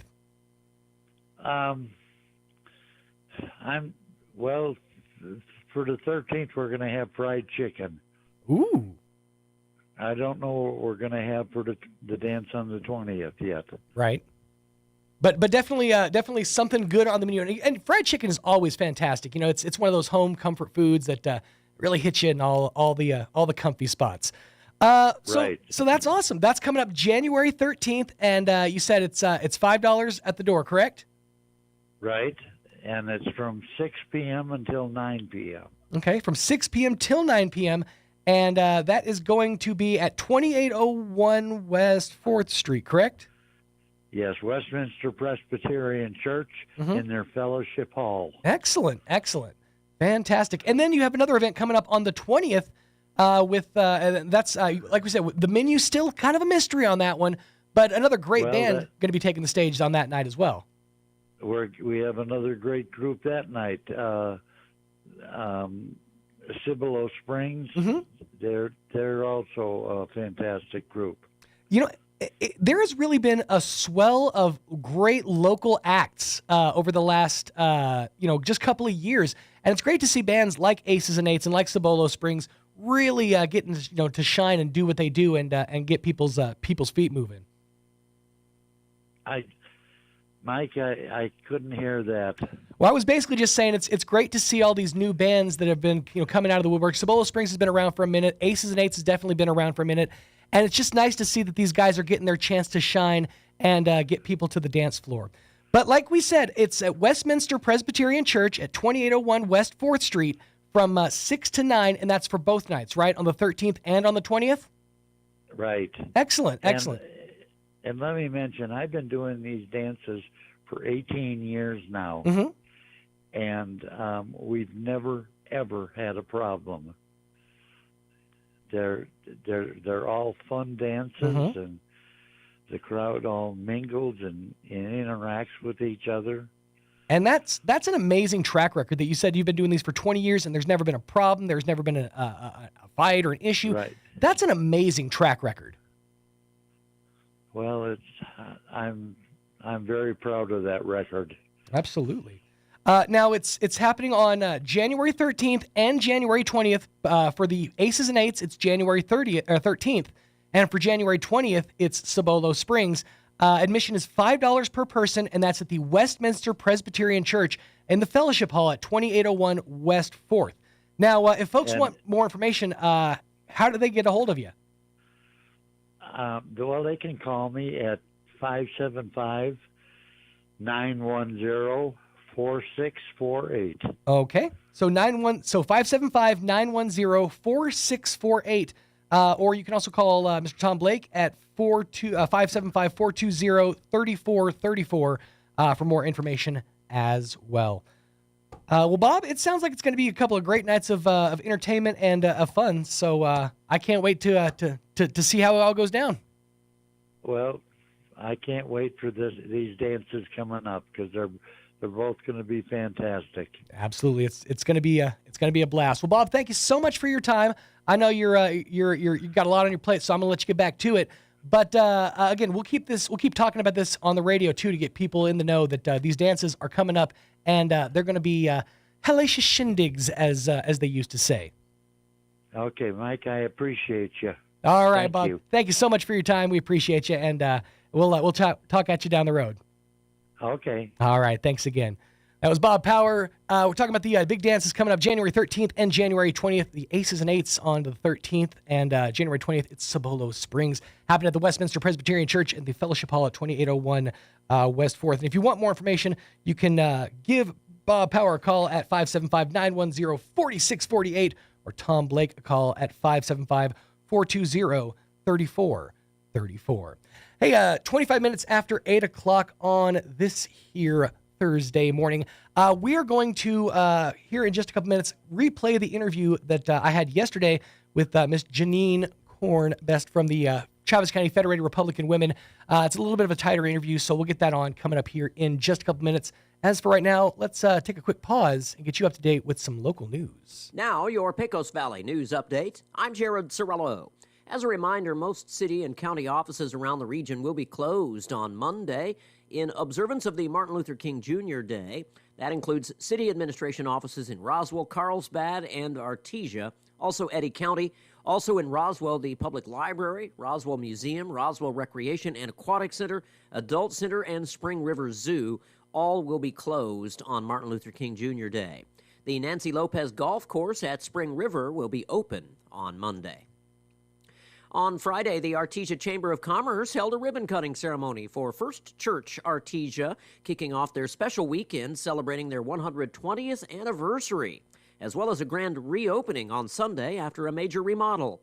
First Church Artesia is located at 402 West Grand Avenue. For more details, you can visit their website, artesiareformed.com. You're up to date. I'm Jared Cirillo reporting. Here's a Mornings with Mike Winters fun fact. There are 293 ways to make change for $1. Try all 293 on the guy who keeps borrowing money from you. Here's Mike Winters. And good morning, 21 minutes after 7 o'clock. And joining us in studio this morning, Ms. Janine Corbest from the Chaves County Federated Republican Women. How are you doing this morning? I'm blessed. How are you? It has been a crazy, crazy week. So the update is that Mike and Kim, his wife, celebrated New Year's with our sales manager, Mr. Thomas Beard, who we later found out had come down with a pretty severe case of RSV. Oh. Yeah. And that then transferred to Mike and Kim. Mike's been pretty down and out for the last few days. I am so sorry. Let's pray that he hopes he gets better. Absolutely. We That saw is him, not good. We saw him for a few minutes yesterday, and it was pretty rough. Yeah. it was real hard for him to breathe. He's coughing all over the place. I had to come in here and kind of Lysol the whole room after he left. Good for you. Oh yeah, no. I as soon as he came in, I jumped online and typed RSV possibility of spread, and as soon as I saw that, I'm like, okay, this is very contagious. We're gonna spray this. Lysol, yeah, Lysol. I love Lysol. I used to call it fairy dust with my kids, and I just sprayed the kids as they walked in the door. Absolutely, it's great to spray the kids with Lysol too because they're extra sticky from activities that happen outside. Exactly, it works great. It's a win-win. It adheres to them. Yeah. So a new year, a new Chaves County Federated Republican Women. What have you guys been up to? Well, we haven't been up to much because this is the first month of the year. Mm-hmm. You know, we had a really good meeting last month. We had a good inspirational speaker in a quartet, and Santa Claus came and visited and all that. This month, we're still at the convention center. Mm-hmm. We still are able to hold that spot, but the convention center doesn't cook anymore. So we have got Peppers to cater for 6 months. We have a contract 6 months out. So Peppers will be catering all of our meals. Nice. So this month's meal is pot roast. Ooh. We wanted something nice and warm. You know, all of us ladies, we like that. We like to feed these men and make sure they can work and all that. Even though food. Yeah, comfort food. And it's winter and it's cold and all that. So it's roast beef, whipped potatoes, green beans, salad rolls, butter, and iced tea. Our first meeting for the year, always the third Wednesday of the month, which is going to be Wednesday the 17th. Okay. We do open our doors early at 11:30 because we like people to come and sit and talk and communicate and have a good time and all of that. Our guest speaker this month is going to be Carla Sontag, and I probably butchered her name. She's with the New Mexico Coalition, Better Together New Mexico, Rebound New Mexico. So they work closely with our legislators, which you know, the 17th is when we have our luncheon, but the 16th is when the legislative goes into session. Back into session, yep. Back in session. Only a 30-day session. So it's going to be fast and furious this year. Then we will have them, by the time they get done, we'll have them back in March. Okay. So I'm not quite sure. Let's see, February, Bill Williams and the Roswell City Manager, Chad Cole, will be our guest. Very cool. So we've got everything lined up for the whole year, if you can believe that. Do you really? We do. Now, when do you guys sit down and planogram this whole thing out? Is it like right on January 1st, you sit down and say, okay, let's get the year figured out? We had it figured out before because it's a very big election year. Absolutely. This is definitely a vital year. And if you've been paying attention to the news and everything that's been happening, this is going to be one of those years, and we say it every election cycle, but this is the most important election in our nation's history. Correct. What happens after this election is going to change America from head to toe, essentially, for the next decade. It is. And I pray that it's a good one. I pray that everything goes according to order, whatever. So after March, after our legislators, then we start with our candidates. Okay. You have to be a Republican to speak at our meetings. We usually have 150 to 200 people at those meetings every month. So it's a good venue to come and talk and inform these folks. Absolutely. I mean, we have the best information out there, and we collect it. We come in, we get it to come in. So each month will be certain folks. Of course, you know June is our primary. So between March and June, it's going to be fast and furious with speakers. Right. And then you can come and hobnob with them and rub shoulders with them and talk to them directly. And that's where you get your information, directly in the horse's mouth.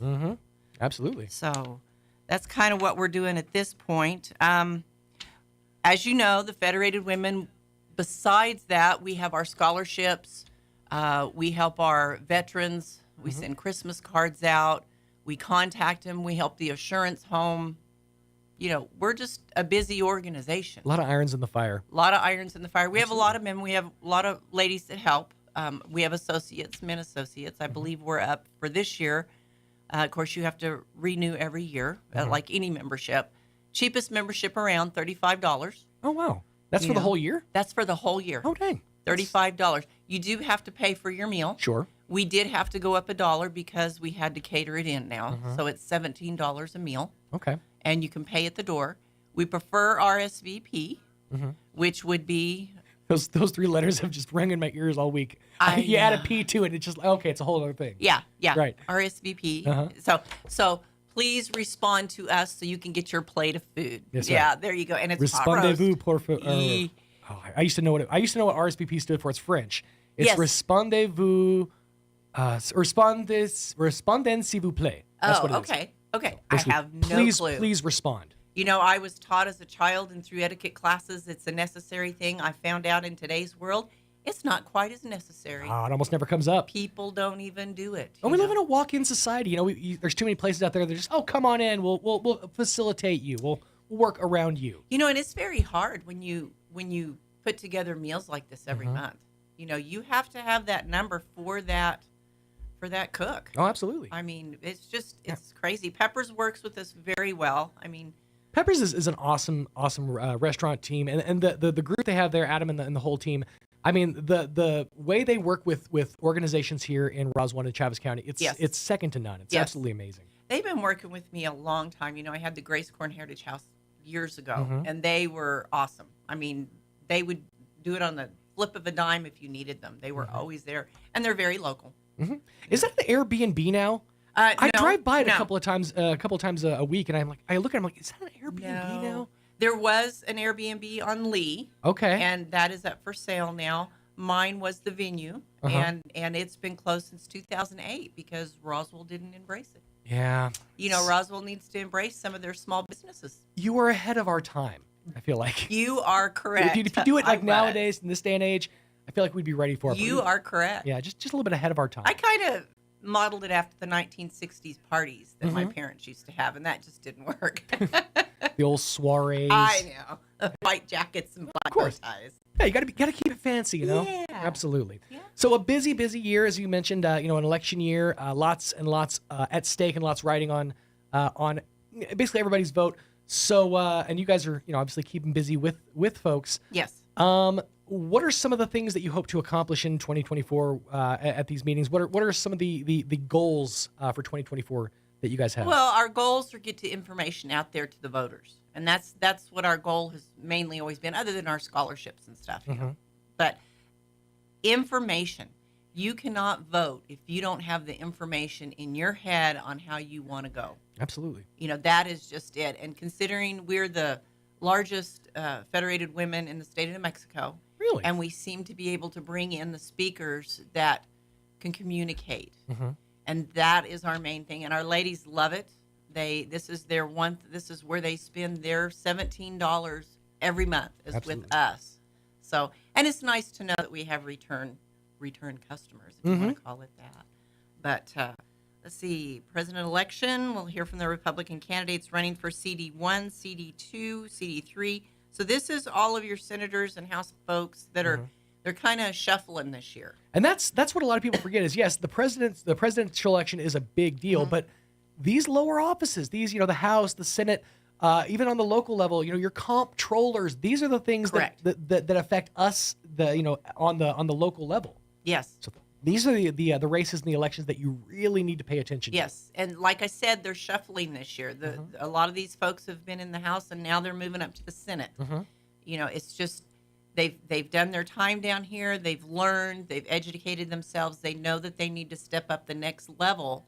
And like you said, it's your home-based folks that need that information, and that's how you get it. Is you come and you hobnob with us. There's no other club that brings these folks in all in one place. We are in, they don't even bring them to some of the other meetings because the other meetings are at night. Yeah. And they just can't drive down from Albuquerque and Santa Fe. They come in specifically for this luncheon.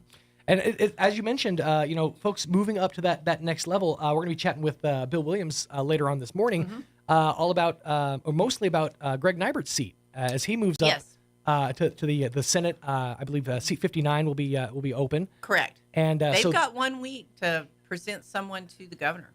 1 week. Yes, they have. They will interview. I think they're interviewing folks today that are running for that. They have 1 week before they have to present the governor with who they suggest to go into that seat. And it's 3 counties that can suggest, 5 counties that can suggest that. Okay. That's amazing to me how the governmental process moves slower than molasses uphill.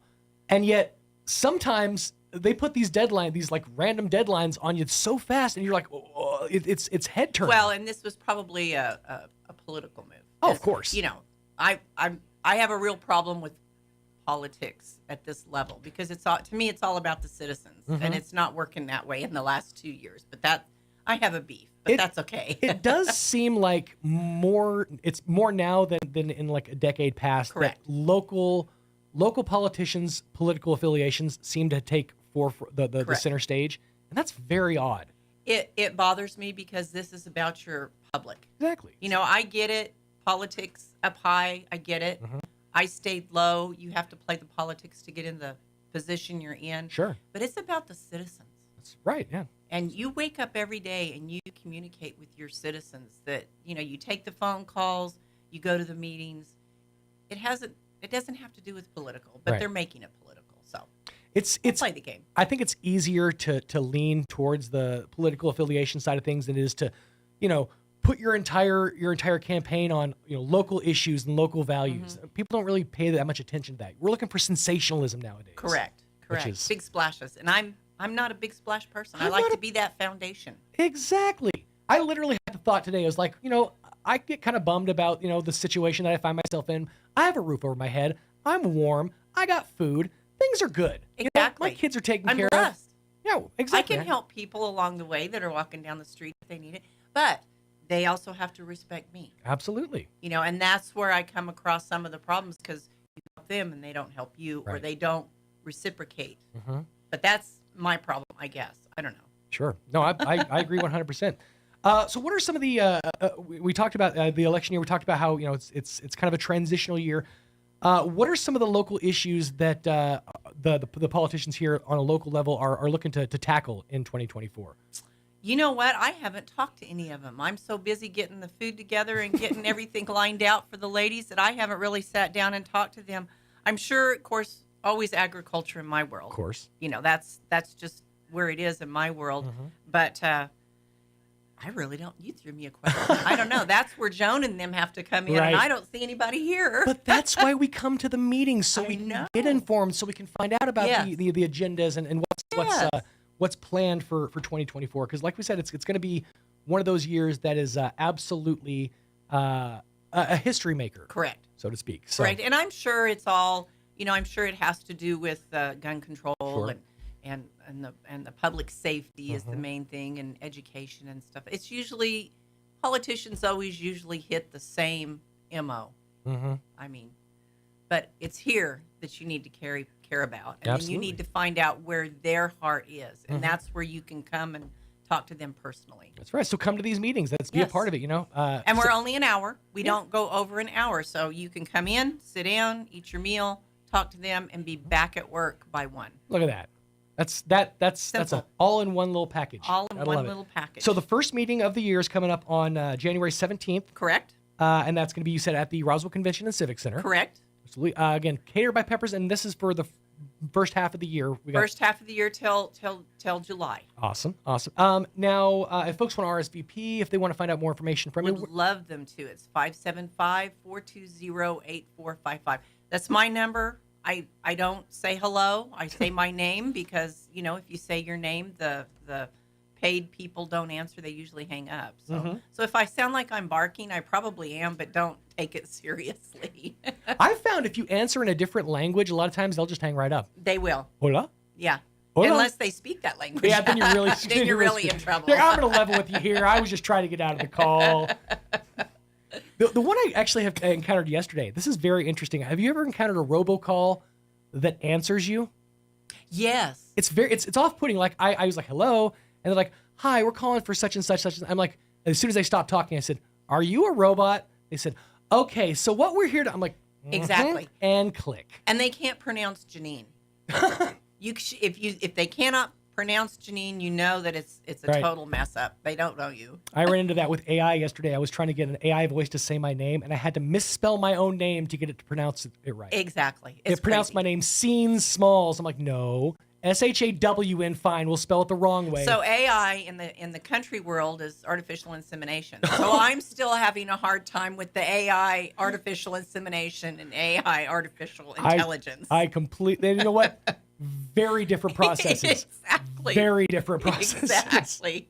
So you really gotta be careful which one you identify. Exactly. When you sit there and watch the TV and the news, you're like, wait, that doesn't make sense. But then one involves a glove that comes down to here. Exactly.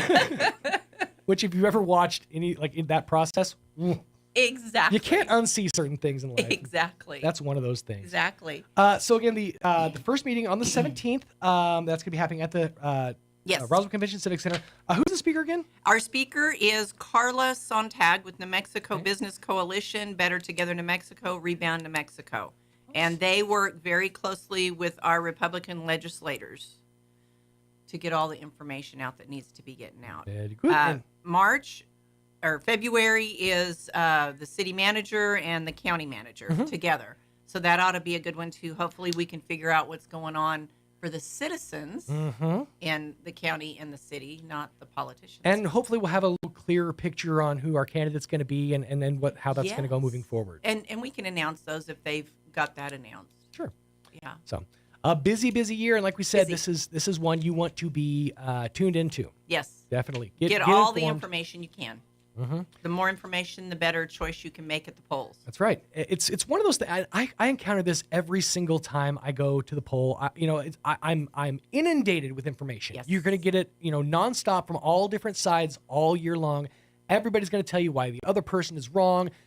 But then when you're at the poll, you got all these different voices just bouncing around in your head, and these choices are laid out in front of you. That's when you have to be informed. You have to know what you're voting for based on your personal beliefs. And you're right. It's you. It's not your spouse. It's not your kid. It's not the news.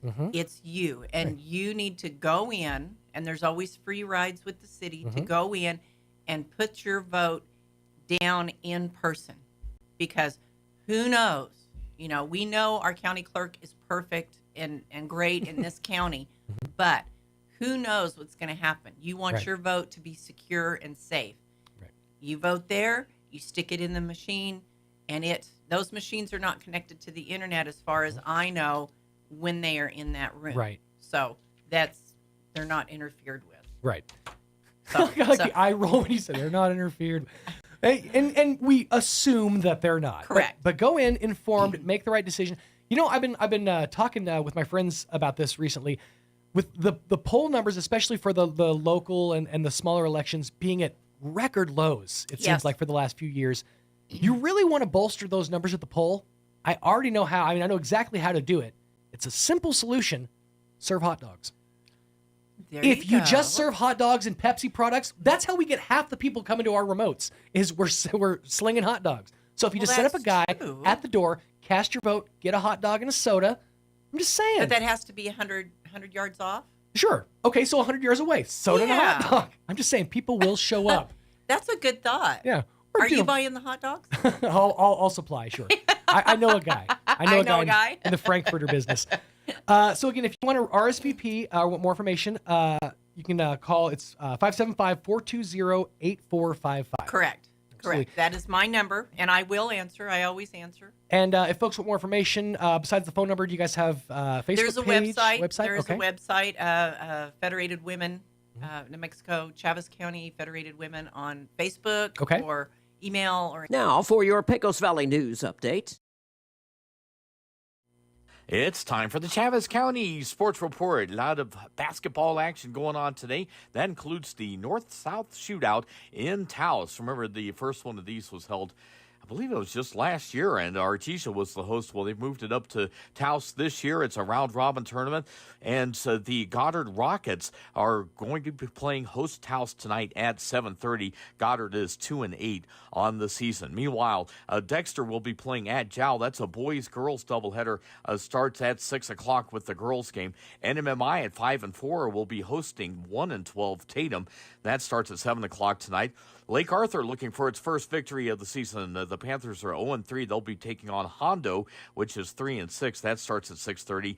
And the Gateway Christian guys and gals will be heading out to Eunice to take on the Cardinals. That's a boys-girls doubleheader starting at 6. The Sports Report brought to you by DSI. Call DSI for all your office technology needs. I'm Eric Butler at Roswell's Talk FM 106.5. I'm meteorologist Steve Hamilton with your Pecos Valley weather. Low pressure and a cold front moving through today. That'll bring us gusty wind at 45 to 55 miles an hour. Watch out for some areas of blowing dust. We'll get partly cloudy skies and highs in the upper 50s to about 60.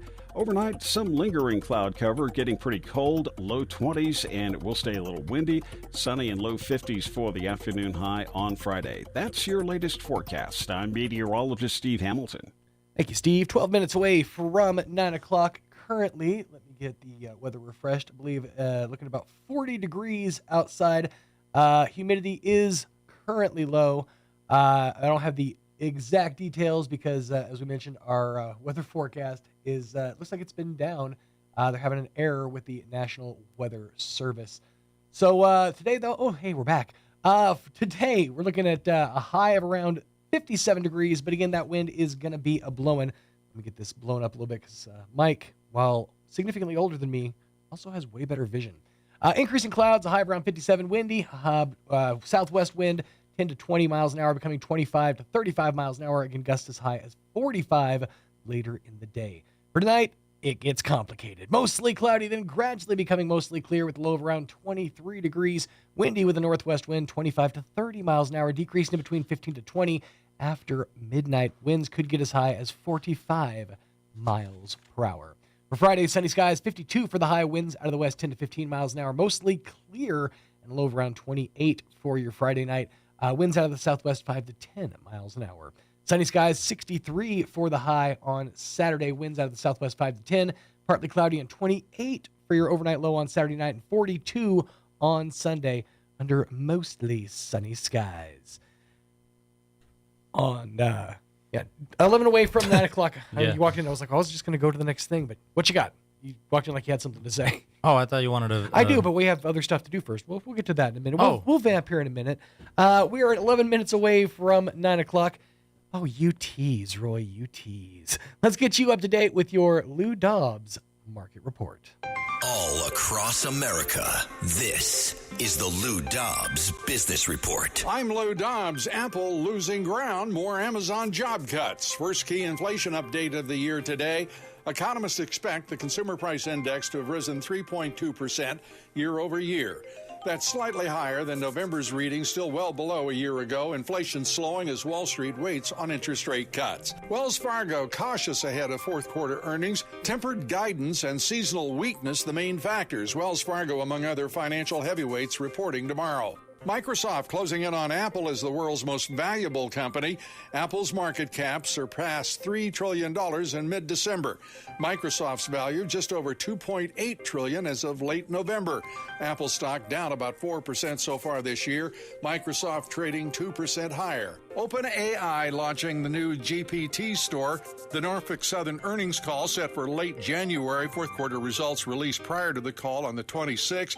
Norfolk Southern stock down about 10% since a train derailment in Ohio a year ago. Please join me twice each weekday for the Lou Dobbs Business Report right here. Business news you need to know. Keep listening for more. This is the Lou Dobbs Business Report.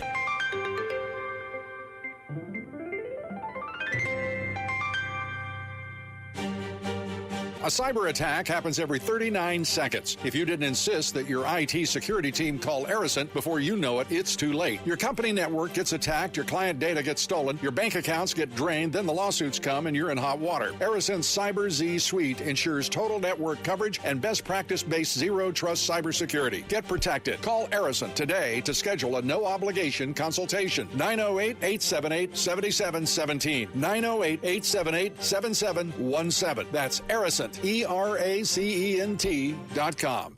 My name's Art Scott. I'm a New Mexico dairy farmer and rancher and a proud Republican. But this year, I'm supporting Teresa Ledger Fernandez.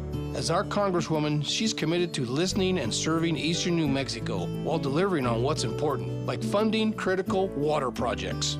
Teresa delivered $177 million for the Eastern New Mexico water pipeline that serves communities across the eastern part of our state.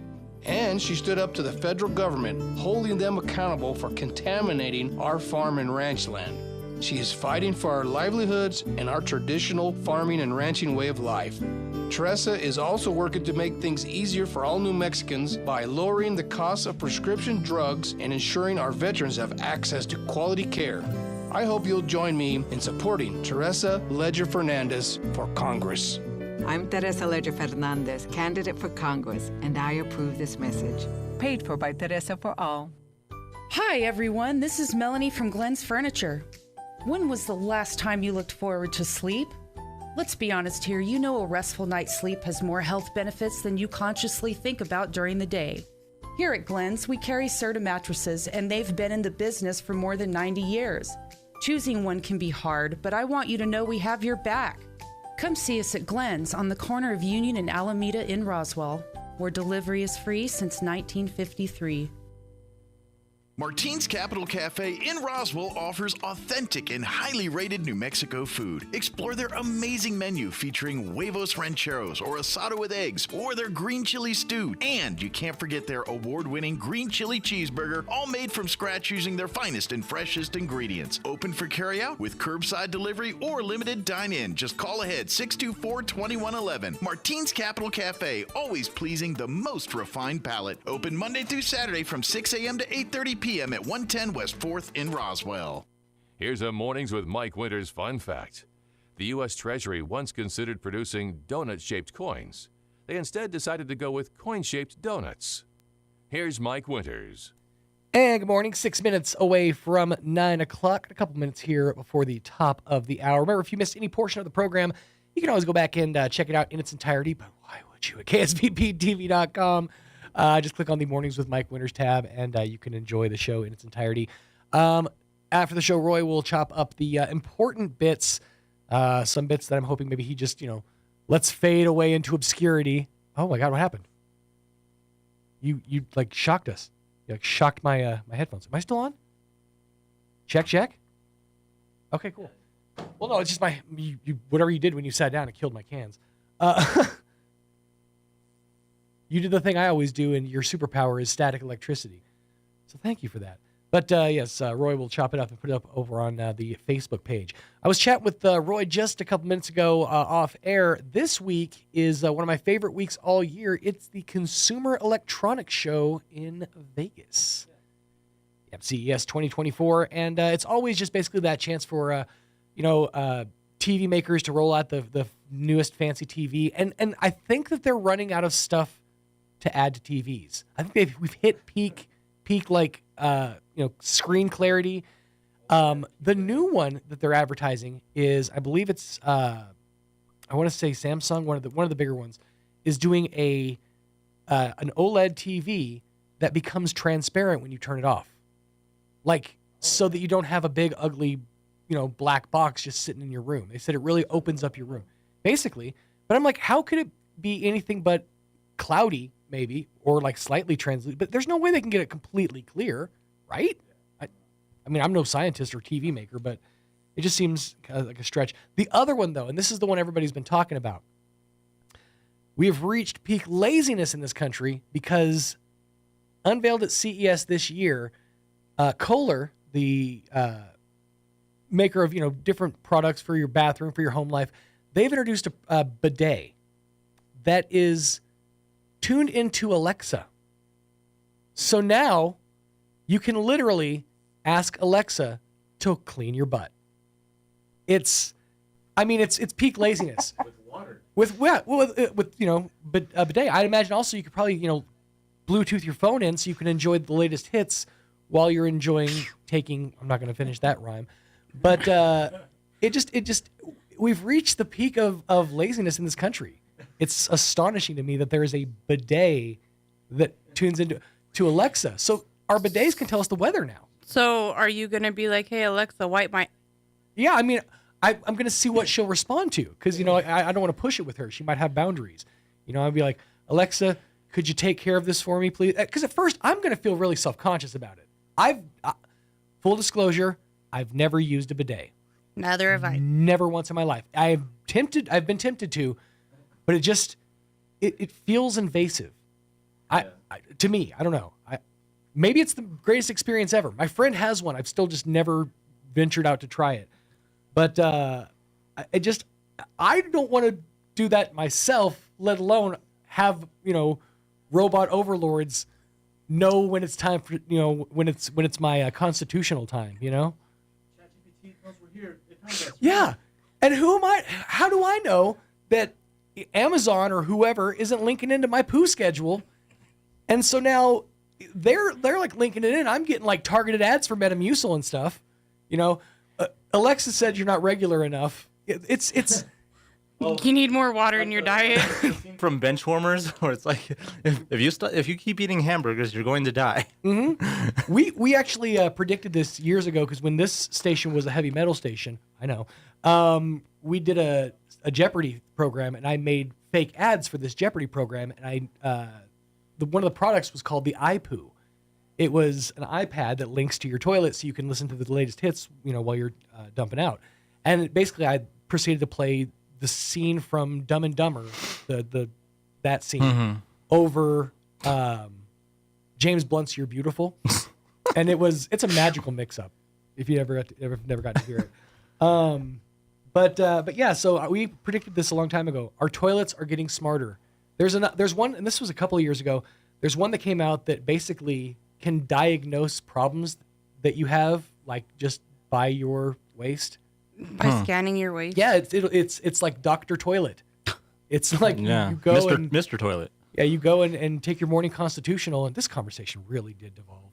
But you go and take your morning constitutional, and it'll scan it and see if you are dehydrated, if maybe you have a problem with other issues. So it sounds great, but again, very invasive. I saw a tweet from Linus Tech Tips. It just says he does a push-up whenever he sees the word AI at CES. Oh, God. So he's exhausted now. We're coming up on the top of the hour, so we are going to wrap it up. Coming up next hour, you might have heard the voice of Miss Crystal Noble from the Roswell Humane Society. We'll be chit-chat with her coming up on the other side of news on A Morning Without Mike Winters. Stay tuned. Roswell's home for talk radio is 106.5 FM, KEND Roswell.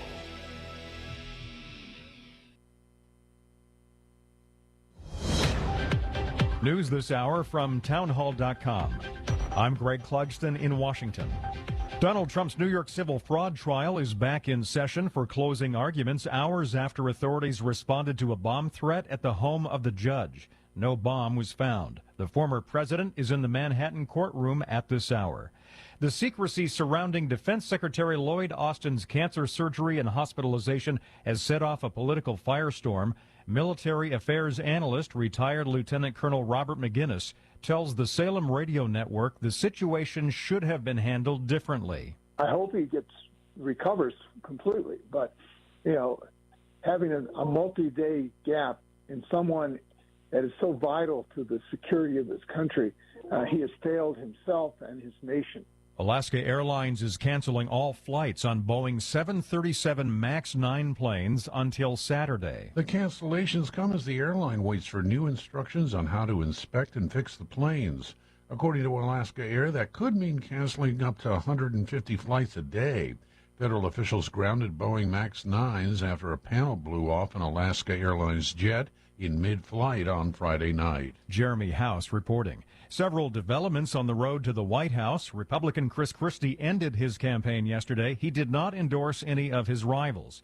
Nikki Haley and Ron DeSantis squared off in a debate less than a week before the Iowa caucuses. They trail frontrunner Donald Trump, who appeared in a Fox News town hall, suggesting that he's already picked up a vice presidential running mate. Well, I can't tell you that, really. I mean, I know who it's going to be. Give us a hint. We'll do another show sometime. Energy and housing prices pushed inflation higher in December, and that's pushing stock prices lower on Wall Street. The Dow down nearly 200. More at townhall.com. Donald Trump's indictment proves that saving America is not going to be easy. There are entrenched powers that are fighting this with everything they've got. They want to keep control over the country, the narrative. Everybody wants cheap airfare, but where do you find it? You call low-cost airlines. Their prices are direct from the airlines, and they're so low you can't find these fares published anywhere. They specialize in cheap flights, discount hotel rooms, cheap car rental rates, and great package deals anywhere around the world. Wherever you want to go, they can help you get there cheaply and with a best price guarantee. If you want the lowest prices on your airline tickets or other travel services, call now.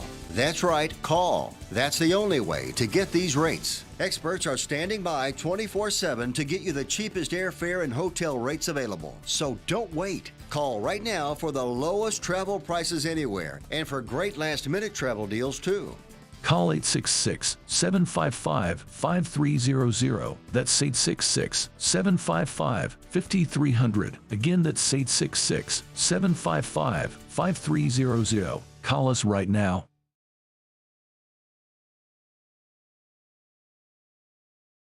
Record high border crossings. On Secretary Mayorkas' watch, Customs and Border Protection has recorded more than 8.1 million encounters at America's borders, including more than 6.7 million at our southwest border alone. For comparison, CBP recorded just over 3 million encounters nationwide from fiscal year 2017 to 2020. Hunter Biden headed back to court in Los Angeles for an arraignment on federal tax charges. Prosecutors say the charges stem from a 4-year scheme to skip out on paying the $1.4 million he owed to the IRS. The president's son is expected to plead not guilty. News and analysis at townhall.com. Senate Republicans are demanding a timeline of events during the 5-day disappearance of Defense Secretary Lloyd Austin. Republicans on the Senate Armed Services Committee had sent a letter to Secretary Austin demanding a detailed timeline of his incapacitation and hospitalization for complications due to prostate cancer. Says the letter, quote, "We are deeply troubled by the apparent breakdown in communication between your office and the rest of the Department of Defense, the White House, and Congress over the past 2 weeks." Biden reporting. Starbucks is being sued by a consumer advocacy group that says the company's claim that its coffee is ethically sourced is false and misleading. The National Consumers League cited media reports of abuses on farms that supply coffee and tea to Starbucks. Starbucks said it takes the allegations extremely seriously and will aggressively defend itself. More on these stories at townhall.com.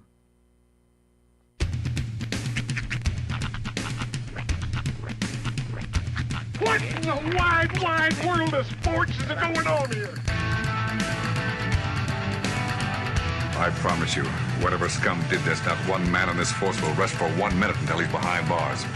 Now let's grab a bite to eat. Yeah, come on. I feel the hot wind on my shoulder and the touch of a world that is older. I hit the switch and check the number. I leave it on and then I slumber. I hear the rhythm ringing through it. Flamenco guitar and cumbia music.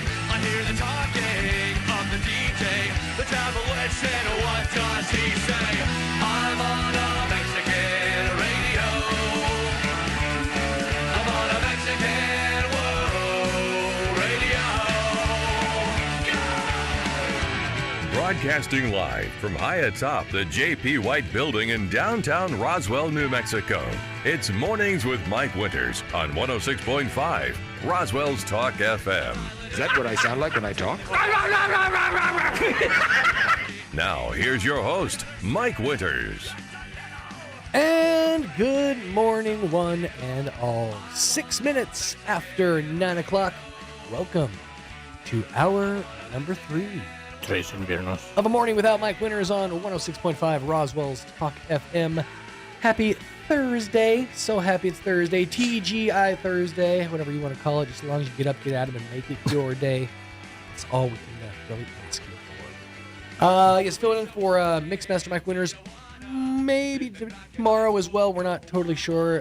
Basically, until Mike stops, sounding like Squeaky Fro. What was her name? Squeaky From. From. Yeah, thank you. I don't know. That's not what she sounded. I know like. that because my dad named her cat that. Once. Really? That's adorable. We had a cat once named Harvey Wallbanger. It's a drink. It's the name of a drink. I think it has peaches. I'm not sure, but yeah, our cat's name was Harvey Wallbanger. We also had a cat named Dude once, which it's a great name for a cat. Yeah. Those are probably doing the same thing as ours. It's the same. Yeah. The same coupling. It's coming from the other room. I can, as long as I can hear me in there, I'm okay. Happy Thursday. Hopefully yours off to a great start. I think that's an MXC joke. TGI Thursdays, because he's like, here's Bobby Ganoush. He's just getting off his shift from TGI Thursdays. Well, ABC did it along a few seasons ago when they had Thursday Night Football. Oh, okay. They were, but I was already doing TGI Thursday, so I felt infringed upon. I'm like, they must have been driving through Roswell, heard local radio, and thought, I'm going to start using TGI Thursday. Yeah. My sign off on the radio used to be, keep your hands on the wall, keep reaching for the phone, and remember that no matter where you go, there you are. It was a very complicated, nice. Convoluted thing. But actually, if I remember correctly, I stole that from a guy here in town. Actually, I think he's a pastor now. Chris Lethbrough. He was on the radio as Crash Test Chris years and years ago. And that was sort of his sign off, and I sort of took it and kind of tweaked it a little bit. But I digress. I do have something that I saw yesterday that I wanted to mention and talk about. I was driving on the south side of town. I was over Bank of the Southwest, full disclosure, my bank, and I drove by the theater over there, the movie theater. Apex? Yes, and I'd heard rumblings about this movie, but I saw the poster for the reboot of Mean Girls. Oh yeah, I've seen YouTube commercials of that. Oh yeah, I've seen a few. I heard. I knew it was happening. I know Tina Fey's involved, which makes me feel a little bit better. Not much, but instantly the Ryan Reynolds, in my head was. Because it's one of those, it does not feel like it's necessary to be made. Mm-hmm. There's a lot of movies out there that I'm like, okay, fine, I'd like to see a new perspective on this. I'd go so far as when they remade House Party last year. Okay, decent enough. Watched it, thought it was okay. White Men Can't Jump should not have been remade. I will die on that hill. That was a terrible, terrible movie. I don't think I've even heard of that being remade. White Men Can't Jump? Being remade. Oh. She's like... Crystal looked like she was about ready to jump a table. To be fair, I was born here. in '93, so even if I didn't hear about it, it was Mean Girls should have just never been made. The first one was stupid. Bite your tongue, young lady. I love the original Mean Girls. Quit trying to make fetch happen.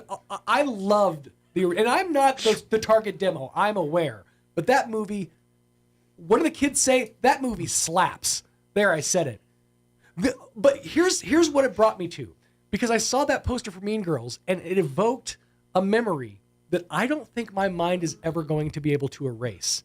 I think it's AI, or maybe somebody made a fake poster. But about a month ago, there was a movie poster or picture floating around for a reboot of Mrs. Doubtfire. Yeah, I've seen starring Will Smith. Oh. What?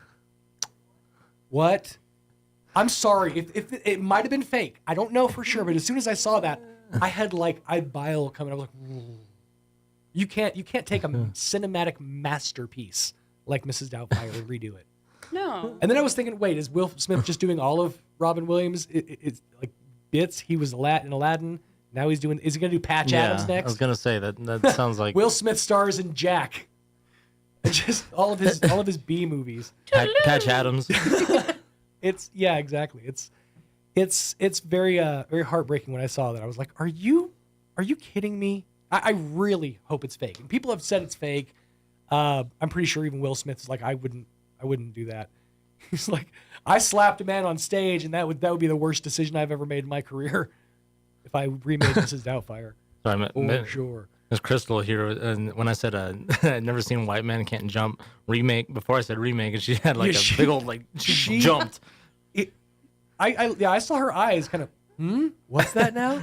Yeah, it's another classic. But It's like when girls tell me like, "What? You've never seen The Little Mermaid?" Like, no, wait. It's like, really? That feels like it's something you should have seen. Yeah, it's but not I'm a boy. movie, but dude, Ariel in a clamshell bra? That's the most boy movie there is. I attribute many of my formative years to Ariel. A lot of women don't watch wrestling, but there's oily men in it. Yeah, fair enough. I guess, there's only so much of one side you can put up with. That's why we watch football men in tights. There it is. There it is. It's also why they watch bull riding. It's also why they watch pretty much any male sport outside of basketball. Shorts aren't short enough, I'm assuming. On that note, 12 minutes after 9 Too long to be o'clock- shorts. Too shorts to be Too short to be longs. You might have heard the voice of Miss Crystal Noble from the Roswell Humane Society. She will be joining us in an official capacity here in just a few minutes, chit-chatting about all the stuff happening over at the Roswell Humane Society. It's New Year, so we'll dive into kind of how things have been going for the place and for the thrift store as well, and what's available for you as you make you a new you in 2024. Right now, 13 minutes after 9 o'clock, let us pause and get you up to date with the weather. I'm meteorologist Steve Hamilton with your Pecos Valley weather. Low pressure and a cold front moving through today. That'll bring us gusty wind at 45 to 55 miles an hour. Watch out for some areas of blowing dust. We'll get partly cloudy skies and highs at the upper 50s to about 60. Overnight, some lingering cloud cover, getting pretty cold, low 20s, and it will stay a little windy. Sunny and low 50s for the afternoon high on Friday. That's your latest forecast. I'm meteorologist Steve Hamilton. Thank you, Steve. 13 minutes after 9 o'clock. Currently, 40 degrees around Roswell Way. Humidity at 36%. Winds out of the south at around 8 miles an hour. The barometer at 29.62 inches with a dew point of 15 degrees. We are under a wind advisory today and tonight here in southeastern New Mexico. Sunny skies for today. Increasing clouds. And like I said, the wind going to tell the real story today. Winds sustained 10 to 20, increasing to between 25 and 35 later this afternoon. Gusts as high as 45. So if you have hatches, batten them down, and maybe no floppy hats. Mostly cloudy, gradually becoming mostly clear overnight with a low of around 23 degrees. Winds out of the northwest 25 to 30 miles an hour, decreasing to between 15 to 20 after midnight. Winds could be as high as 45 miles an hour, so again, bear that in mind. Sunny skies, 52 for the high for your finally Friday. Winds out of the west 10 to 15 for Friday night. Mostly clear, 28 for the overnight low. Warming up for the weekend, 63 and sunshine for your Saturday. Mostly sunny and a high of 42 on Sunday, so a big drop in temperatures on Sunday. But that takes us into your Martin Luther King Day, where the high is only 36 degrees under, luckily, mostly sunny skies and no talk of wind. So at least there's that for your Martin Luther King Day. 15 minutes after 9 o'clock, going to pause, pay a couple of these bills, and after these, we'll be chatting with Miss Crystal Noble from the Roswell Humane Society on a morning without Mike Winters. Stay tuned. My name's Art Scott. I'm a New Mexico dairy farmer and rancher and a proud Republican. But this year, I'm supporting Teresa Ledger Fernandez. As our Congresswoman, she's committed to listening and serving Eastern New Mexico while delivering on what's important, like funding critical water projects. Teresa delivered $177 million for the Eastern New Mexico water pipeline that serves communities across the eastern part of our state. And she stood up to the federal government, holding them accountable for contaminating our farm and ranch land. She is fighting for our livelihoods and our traditional farming and ranching way of life. Teresa is also working to make things easier for all New Mexicans by lowering the cost of prescription drugs and ensuring our veterans have access to quality care. I hope you'll join me in supporting Teresa Ledger Fernandez for Congress. I'm Teresa Ledger Fernandez, candidate for Congress, and I approve this message. Paid for by Teresa for All. At one point, when Jesus was teaching the crowds, a rich young ruler approached him and asked how he could inherit eternal life.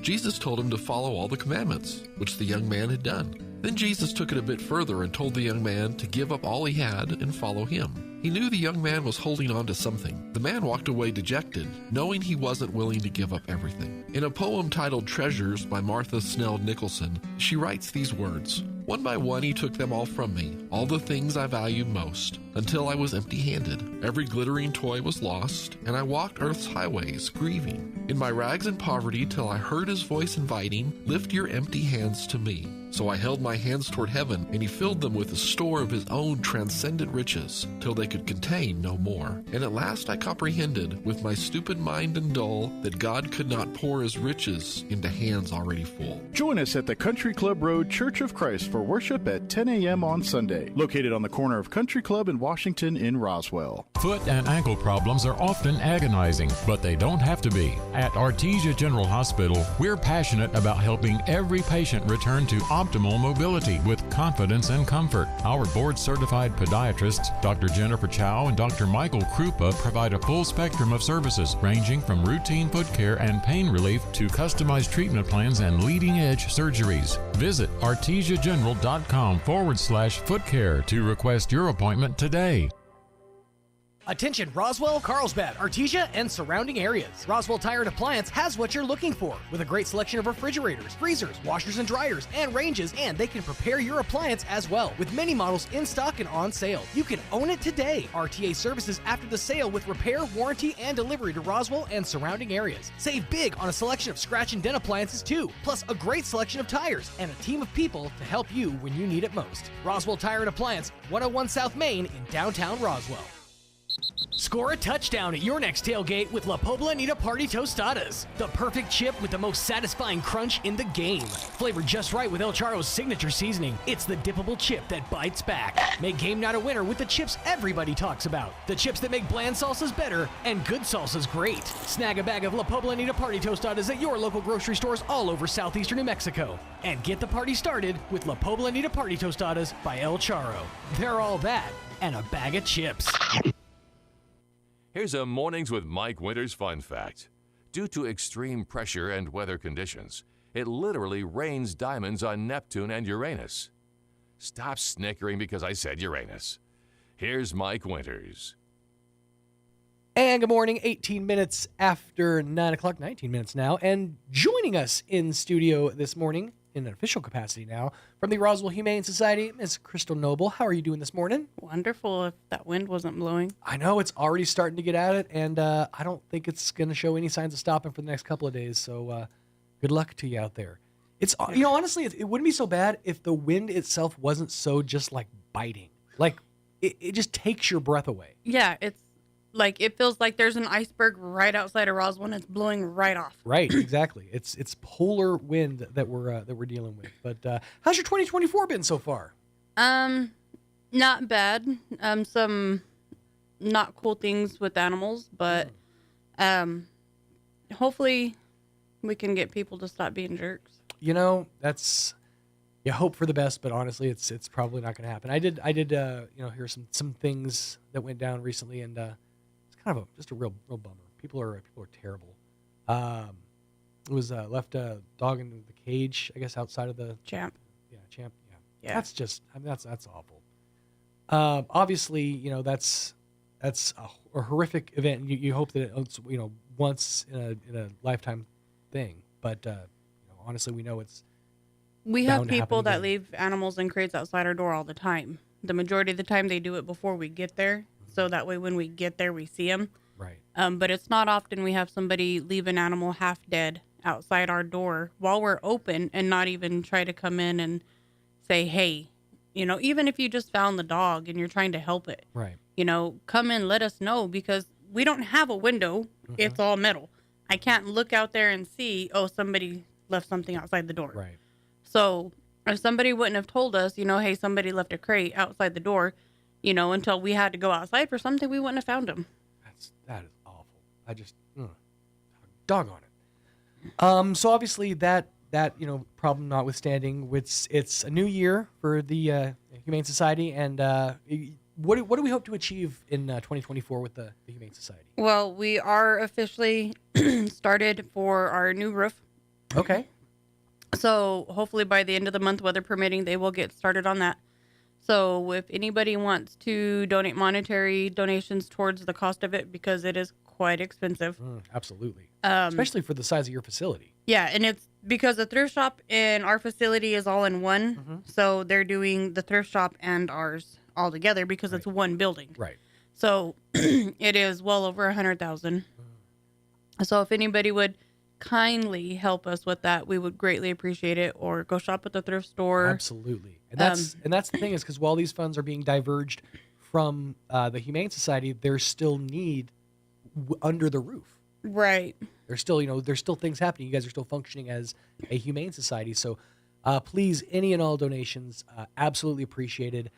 Even down to, dog food, cat food, litter, things that are needed in the shelter. Those are absolutely appreciated. And any money they don't have to spend on, feeding the animals, keeping them safe and healthy, that can go towards repairs that are absolutely needed for the facility and long overdue as well. Yeah, the roof has been long overdue, and it's our air conditioning units sit up on top of the roof. So when they're bowing in because the metal's getting weaker, but we built that building in the early 80s, and that's the original roof it came with. Wow. And then in 2008, we had a repair done on it where they put a foam underneath it, which didn't work out like they said it was going to.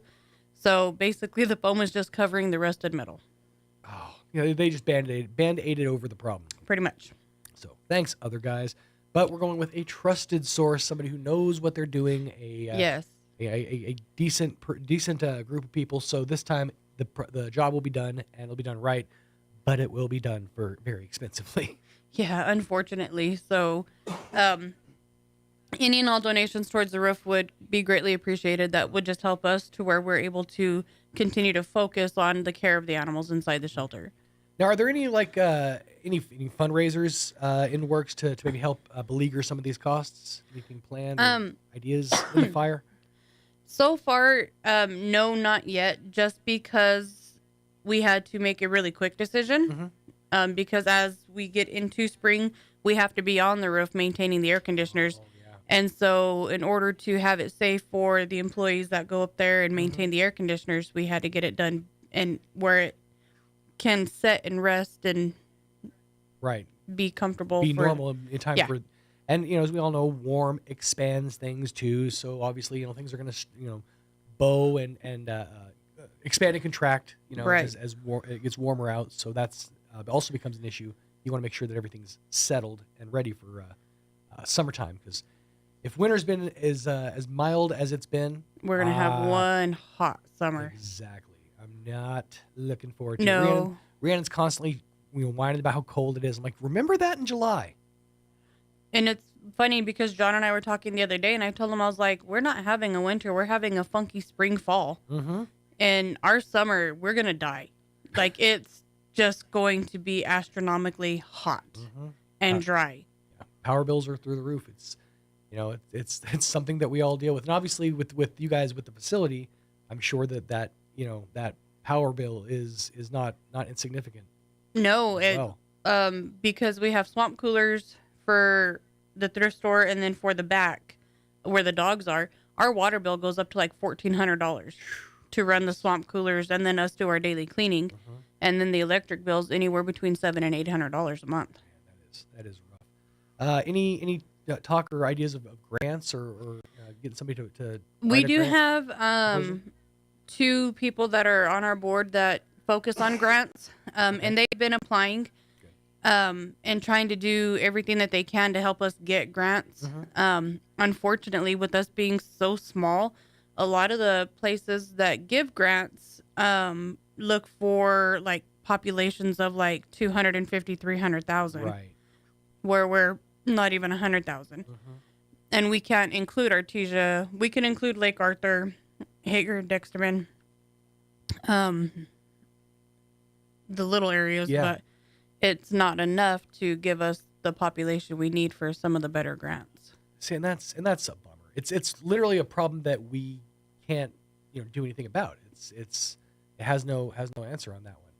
So that's not a source of money. So obviously donations are paramount right now.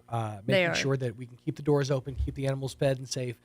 And obviously that is the top priority, but making sure that the roof is fixed is definitely a vital thing.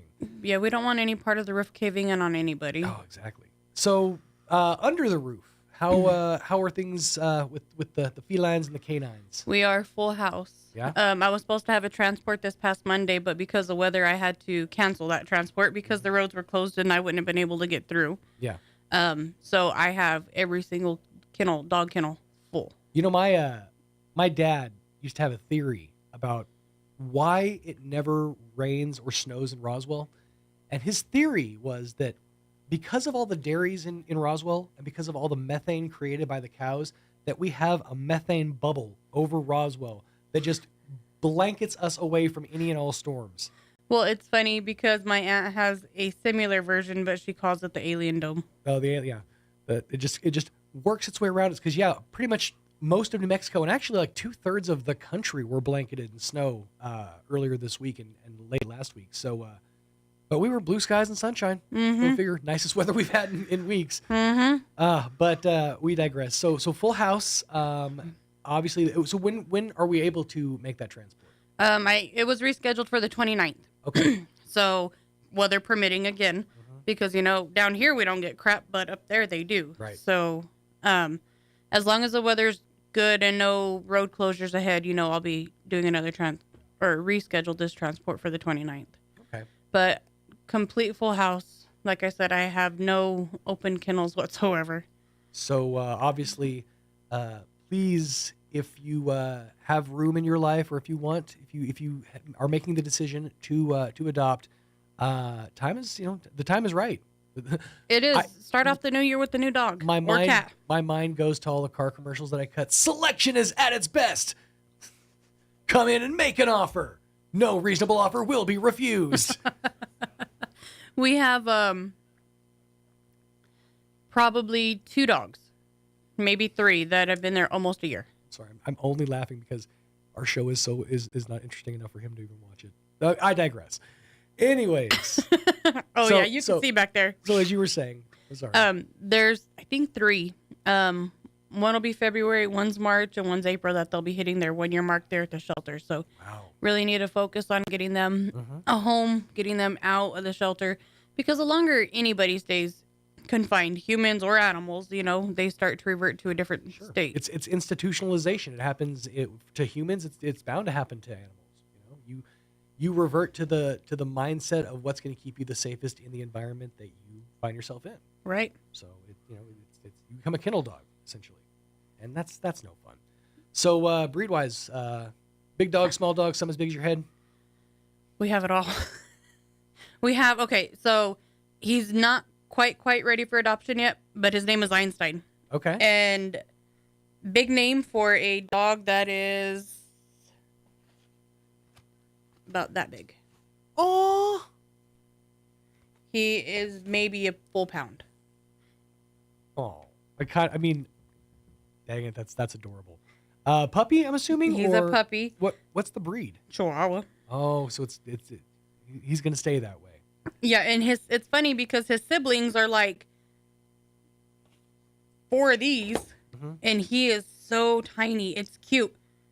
I will say this, that the small dogs, and I'm guessing it's because the blood doesn't have to move as far around the body to make it, they live forever. Yeah, 25, 30 years. My kid's Aunt Betsy has a dog named Saki. This dog, she's had this dog for, I swear, going on like 25 years or so. And I don't know, And his ears stand up now. But, that's a tough sell right there. I can't. My cat will kill me. And he knows where I sleep, so I can't. I've been very close to adopting. There was one time, I believe this was over the summer during the farmer's market. They had the dogs out on the street, which we've talked about the issues with that whole thing. But there was a dog that was there. I saw this dog and almost started crying. I was with my friend Misty. I said, Misty, we need to go. We need to leave right now because I'm going to adopt that dog if we do not leave right now. That was tough. When presented with cuteness, my guard tends to go way down. But yeah, so obviously, big dogs, small dogs, something for everybody. If you live in an apartment, if you're Small, looking for medium, large. something that The biggest dog we have right now is probably going to be Queenie, Luther, and Canalita. Okay. Queenie is a boxer pit mix. She's brindle, beautiful, sweet, housebroken, loves people, loves to love. Luther, probably boxer pit mix. He's brindle and white. He's goofy as all could be. He just doesn't like cats very well. And then Canalita is a healer mix, and she's probably like the size of a small German Shepherd, but looks like a healer. Healer's become a lot more popular in this region, especially over the last few years. I've really seen a lot more healers popping up. They're great cattle dogs. Specifically red healers. Yeah, and those are the ones that aren't very common, but they're becoming a lot more common here. Yeah. They're wonderful cattle dogs. I blame Bluey. I'm just gonna leave that leave it right there. And but they're active. They have to have a job. Yep. They're not, let's sit in the yard dog. No. Right. They need a job. They need something to do, and they need something to occupy their brain, because if not, they're gonna lose their crap. So if you're somebody who has maybe a ranch, a lot of land, looking for some, maybe a cattle dog, something along those lines, definite choice there. She would be great. Absolutely. How are things over in the feline world? We have a ton of black cats. Really? Yes, we still have cats from right before Halloween, because we don't do any black cat adoptions for the month of Halloween. Or white. Or white. Right. So I have 4 black cats. We have Quill and Gable. They're siblings, and they're going on 17 or 18 weeks now. Okay. And then we have BB, which stands for Black Beauty. Nice. And she's going on 2 years now. 2 years old, not at the shelter for 2 years. Right. And then we have a new one. His name is Winston, and he's actually a Bombay. So people don't know the difference between a Bombay and a regular domestic short hair cat. So a domestic short hair cat is going to be all black and have like just normal cat color eyes. A Bombay is all black, and their eyes are amber. Oh, okay. Or gold. Okay. And their body structure is slightly different, and their facial structure is different. It's similar thing. I only recently figured out that my cat's breed is Burmese, not Siamese. It was mostly just because of the color of the body is lighter and the color of the eyes. It said, okay, he's a Burmese, not a Siamese. So yeah, there's those tiny little differences in cat breeds. They really make a difference. Winston is acclimating into the shelter. Not too fond of it all right now, so a little bit of time and let him calm down and see that everybody in the shelter's not so mean. Which that's going to take some time, obviously new environment, you got to kind of feel things out. When they first come into the shelter, obviously, we vaccinate them and get them set, so everybody hates me for a little while after. It's kind of like, delousing at the jail cell. They're like, looks down on the warden. So they come in, I give them vaccinations, deworming, whatever they need, and he's just like, don't you come near me. Last time I let you touch me, you stabbed me. It's really funny. I've sort of noticed over the years going with my kids to the doctor, but I've picked up on this. Doctors very rarely are the ones that deliver the shots. No, it's always come the in and nurses. do the checkup, and then the nurse comes in and administers the vaccination. Yes. Because you don't want your kids to hate their doctor. No. And they're going to associate that needle with that doctor. So that's kind of a baller move. You need a assistant that'll just come in and do all the dirty work. That's what we need. I have other people trained to do it, but the majority of the time it's just easier. I'm right just there. So you can come in and play good cop, and like every time they give a shot, you smack them on the arm and give them cuddles. Give the animal cuddles. Well, I always give them a kiss right after I tell them I'm sorry. Oh, that's horrible, because now they're associating love with pain. Some people like pain and love. That's true. I'm just saying, you're making a little, Well, I tell them I'm sorry. I'm not trying to hurt them. I tell them it's for your health. That's right. Well, I'm always nice about it. I'm not like, rah. And in fairness, a little poke on the side's probably a lot better off than what they were dealing with on the streets. Yes. Or out in the world. Yeah, our world is a cruel, cruel world for these guys. It's really sad, and that's honestly why I just don't watch I just stopped watching the news. Like we were talking about social earlier, I don't subscribe anywhere on X or Twitter or whatever you want to call it. I get my stuff usually from YouTube videos. It's weird because like we normally don't watch the news, and then every now and then, like if I'm looking for like weather or whatever, we'll watch the 10 o'clock news. And it takes them forever to get to the weather, so you have to watch all the other stuff in between. And I'm like, oh my God, this is why I don't watch the news, because I don't need to know this. I don't have like regular TV. No, we have an antenna. Oh, okay. I don't have the energy to put one of those up. I'm sure I could do it, but I just haven't bothered. I have a bunch of different streamers, and I use with the Pluto. Okay. I use Pluto a lot, but there's nothing live on Pluto. Yeah, we just have an antenna, to get the local channels, and then we stream everything else. So we can watch our Jeopardies and whatnot. So I like it. So obviously a packed house. Yes. What beyond donations for the roof? What are some needs that you guys are finding right now as far as for the shelter itself? Right now, we just had quite a bit of food and litter donations come in from the Christmas season. Awesome.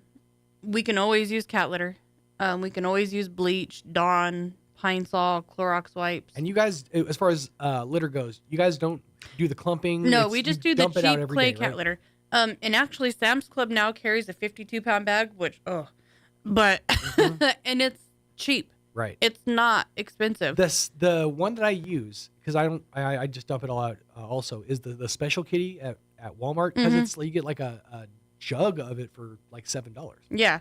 So instead of spending $35-$40 on the scented stuff, we have baking soda that we add into it to help neutralize odors and whatnot. So just cheap plain cat litter is always the best way to go. Definitely a need there at the shelter. So if you can help out through litter donations, through monetary donations, absolutely, that would be most appreciated. And stop by the Humane Society. Take a tour around, walk around, and visit some of the pups and the kitties. They could be your forever friend. You might not be looking for one, and one might grab your heart, and that be that. That's right. How are we on volunteers? We actually have a couple of volunteers that have been pretty steady, coming a couple of times a week. One helps us do cleaning, and then one is doing walking. Okay. The weather hasn't been bad, but it also hasn't been like great walking weather. Because normally the majority of the time their schedule is like first thing in the morning, because they have jobs, so they're trying to work around their jobs, and it's been a little too cold in the mornings. That's a rough sell. Yeah. But it's this time of the year, it's normal because everybody's either getting ready to go back to work from Christmas break, or they're going back to wherever. We have a couple of people that they travel down here for the holidays to see family, and they come in and they hang out with us. Right. So we have our seasonal volunteers that don't live here. Which is always nice. It is. They're here just long enough for you to not get sick of them. Yeah. Some people overstay their welcome. I tend to do that myself. Actually, this year, for Christmas, I specifically told my sister, I'm like, I'm not going to do what everybody thinks I'm going to do and hang out way past my welcome. I'm going to hang out until Wednesday. We end up staying until Thursday. But, just get as much family time as we can get in without my kids and me just annoying the bejeepers out of everybody. It felt right. It was the prime amount of time. Nice. And just enough time for one fight in the front yard. Just enough. One fight in the front yard? One fight in the front yard. With you and your sister? I know, it was actually my brother. That's always fun. And the rest of the family.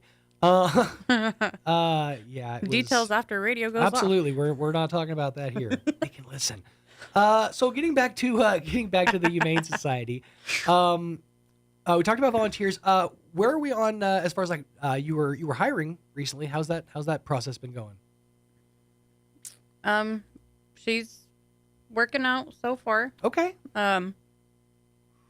Roswell doesn't have a lot of candidates that really applied, which surprised me. I thought I'd have a lot of people applying, and I really only had like 4.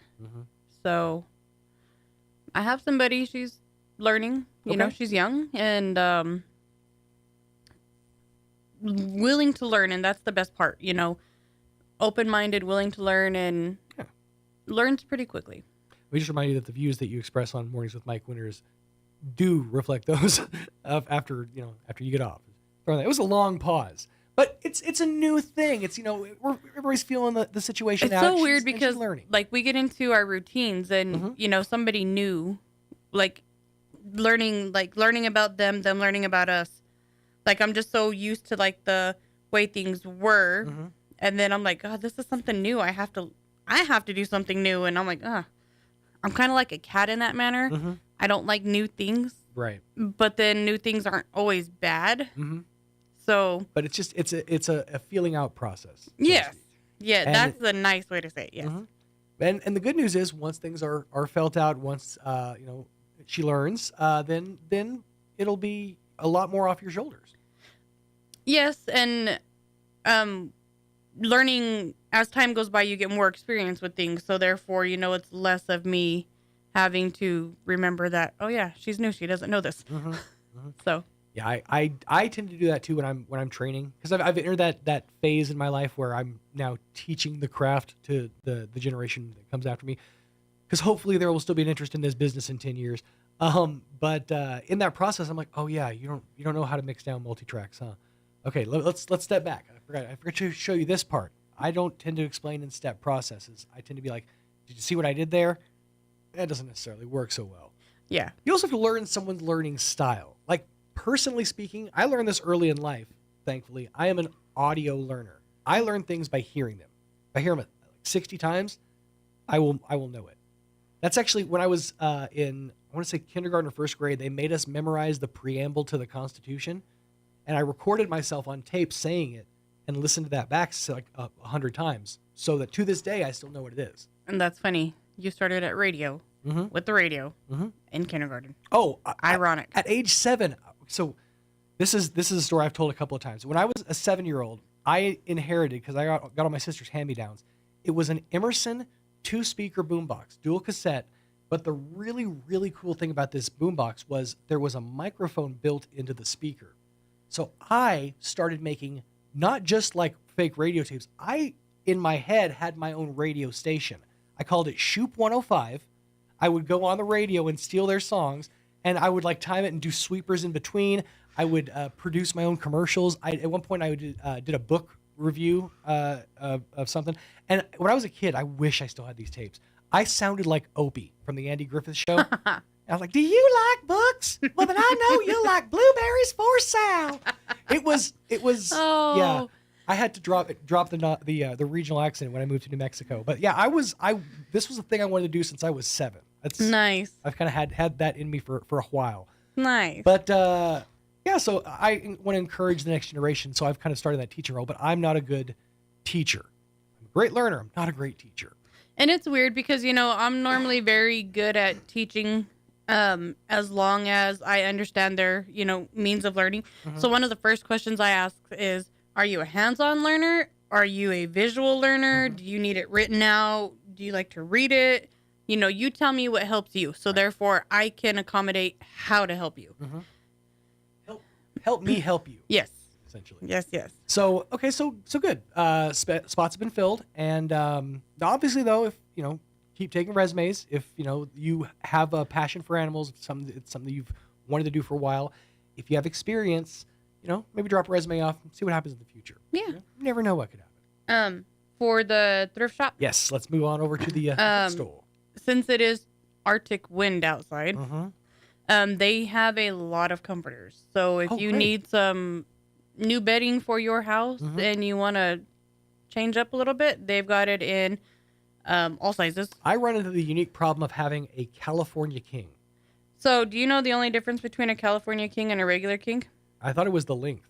It is so it is 2 inches longer. That's all it is. Really? Yeah. I have a California king. Okay. Yeah. So king size stuff technically fits. Yeah. Okay.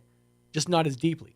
That's good to know because I was gifted a sheet set over the Christmas break that was just a king. Yeah. So it will fit. Awesome. Cool. They have a refrigerator. They have it for $250. It's just a regular upright. The door handle is missing on it.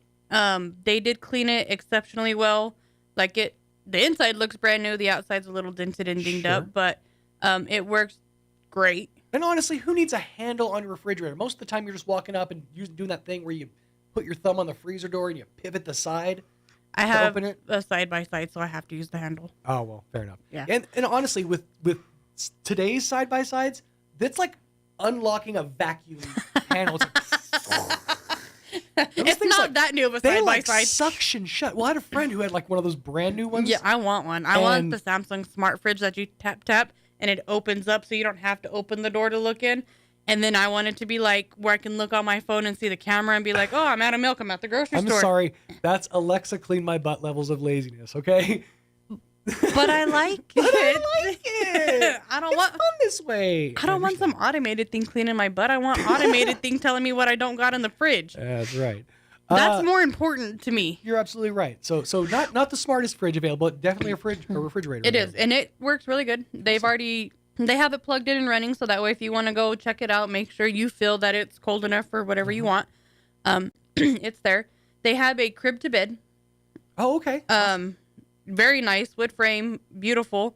2 32-inch flat screen TVs. They have checked them out. They do work. They have a royalty tea set, and I'm probably not saying it for whatever it's correctly labeled. Okay. But you know, like when you watch like the British TV shows and they're having tea. And they have like the tea plates, the teacups, and then they have the fancy the metal or the tea pitchers. Well, these are all ceramic. Oh, okay. Yeah, and they're hand painted. So it's a classic tea service. Yeah. Okay. So they have the entire set marked for $200. Wow. And it's a big set. So you've got 2 tea pitchers, and then you've got like your cream pitcher, your sugar, like everything to have like a gigantic tea party. That's or awesome. Coffee party. So, but we live in the world of cosplaying. So think about it, those cosplayers out there that want to have the true British experience. Right. You grab yourself that tea service set. Get yourself a few fancy biscuits. Yeah. And maybe a nice pudding. Yeah. Mm-hmm. They have 2 fish tanks. Okay.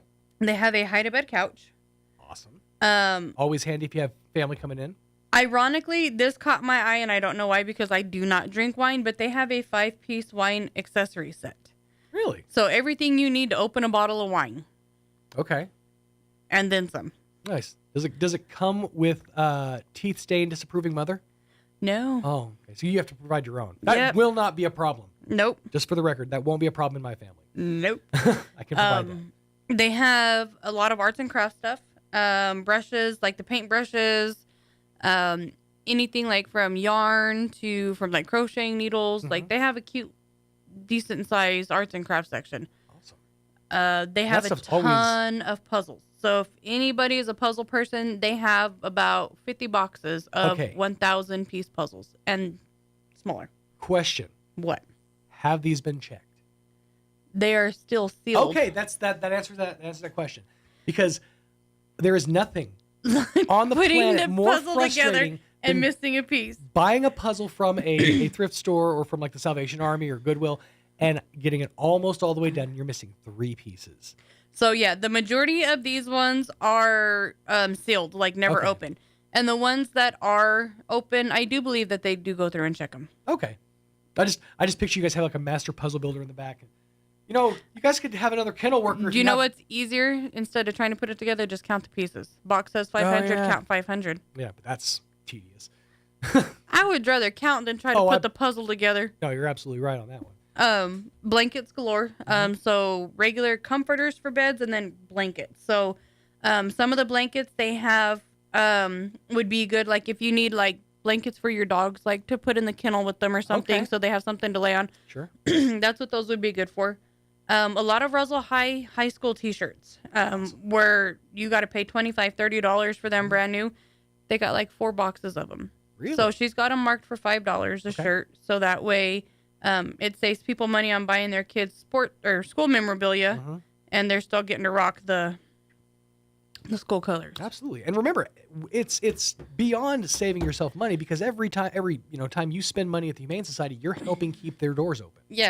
Yes, very much. Absolutely. So obviously, lots of stuff happening at the Humane Society, full house. So, no more at this point, but let's clear the house so we can make her. let's clear the lot so we can make room for the new arrivals. Again, Right. It always bleeds in. Give us the hours. Tuesday through Saturday, 10 to 12 and 1 to 4:30 for the kennels. And then the thrift store is Wednesday through Saturday, 10 to 4:30. Excellent. And if folks want more information, if they want to They find can out call more the about kennels 622-8950. If they want to make a donation to the thrift store or need stuff picked up, they can call and talk to Camille, or I think Manny does scheduling too. Okay. It's 623-9210. We have our website, And that's- roswellhumane.org. And you guys post pictures of the adorable adoptables. Yeah, as well. so everything that is in our shelter is on our website. Awesome. If it says not available, that means it is in quarantine for either vaccinations, weight, or we're making sure it doesn't have parvo, distemper, kennel cough, anything like that. And especially with that new respiratory illness coming around, we're keeping a little closer eye. Oh, is there something coming around? I'm so tired of sickness. I agree. I just it's this new dog respiratory that started off way back east, and it has ventured to New Mexico. We have luckily not had any here in Chavez County. Right. But it does not respond to antibiotics. It does not respond to normal treatment that you would typically treat somebody or an animal with a respiratory illness. So it's very, very bad. That's rough. It is. So, and the vaccinations that we give for animals to help keep them from getting respiratory infections, this isn't covered in it because it's a completely new development. So they don't even know completely how to treat it quite yet, let alone build a vaccination for it. It's if you think back to the COVID age, when you watched something spread, how quickly a disease can spread from a couple of cases in a state to now this is a nationwide pandemic. Right. So just bear that in mind. What can we do have to wrap soon? But what are some things that people can do meantime to help keep their dog safe? Make sure you get them the border televaccinations from your vet. Don't take them to strange places with dogs that you are unfamiliar with. Like if you don't know if they're vaccinated for everything they need to be, don't take your dogs around them. If you're at the dog park, obviously we would love for people to be honest and say, yes, these are my dog's vaccinations, but can't guarantee that they have them. So I'd steer clear from the dog parks for a while. Okay. And just, take them to the park and walk them, exercise them that way, but keep them away from other dogs that you're not 100% sure of their vaccinations. 6 feet apart. I'd go like 40. If you will. But that's me. There you go. So again, folks want more information, give the Humane Society a call. Check out the website. All the need to know info is up there, including pictures, and you'll fall in love before you even darken the door. And he was already in love with Einstein, and he only saw a photo. It was just one photo, doggone it. That little fell on my lap. Well, Ms. Crystal, thank you so much for your time. Thank you. We appreciate having you here. 6 minutes away from 10 o'clock. Let's get you up to date with some local news. Now, your Pecos Valley news update. I'm Jared Cirillo. As a reminder, most city and county offices around the region will be closed on Monday in observance of the Martin Luther King Jr. Day. That includes city administration offices in Roswell, Carlsbad, and Artesia. Also Eddy County. Also in Roswell, the Public Library, Roswell Museum, Roswell Recreation and Aquatic Center, Adult Center, and Spring River Zoo all will be closed on Martin Luther King Jr. Day. The Nancy Lopez Golf Course at Spring River will be open on Monday. On Friday, the Artesia Chamber of Commerce held a ribbon-cutting ceremony for First Church Artesia, kicking off their special weekend celebrating their 120th anniversary, as well as a grand reopening on Sunday after a major remodel. First Church Artesia is located at 402 West Grand Avenue. For more details, you can visit their website, artesiareformed.com. You're up to date. I'm Jared Cirillo reporting. Turn up your radio. Here's the Sean Hannity Morning Minute. Nobody knew that Austin had cancer. Nobody. And, how do you ever trust these people? Do they not know the severity of not having a defense secretary in the dangerous world that we lived in? What does China think about this? Russia think about this? What does Iran think about this? Because you can bet that China is Putin and President Xi and the mullahs in Iran. They probably gleaned a lot of important information from the Biden administration by this one incident. It's pretty unbelievable to me. And nobody's being held accountable. That, to me, should be a fireable offense. It's reckless. It's dangerous for the American people. It's dangerous for our national security. Frankly, even Newsweek got it right that he should resign over this. Check out the Sean Hannity radio show later today, right here. You know, personal safety for you and your family is a year-round priority. If you have not developed a plan, put buying Byrna, the less lethal pistol, at the top of your 2024 resolution list. Now, that's Byrna. You spell it B-Y-R-N-A. Now, when you're looking for protection, you need a reliable tool that can send potential threats running in the opposite direction. Byrna is the answer. Now, I personally own several Byrna launchers. Now, they're legal in all 50 states, and Byrna can ship their less lethal pistols and rifles directly to your door. As a responsible gun owner, guess what? You need to strategically rethink your approach on the use of force. We need to be smart by starting with less lethal and determining if we need to elevate our use of force to stop a particular threat. Now, Byrna is proudly American. It's manufactured in Fort Wayne, Indiana. Just go to Byrna, BYRNA.com/Hannity right now. You'll get 10% off on your purchase. Now, choose Byrna for peace of mind and the protection of you and your family. That's BYRNA.com/Hannity.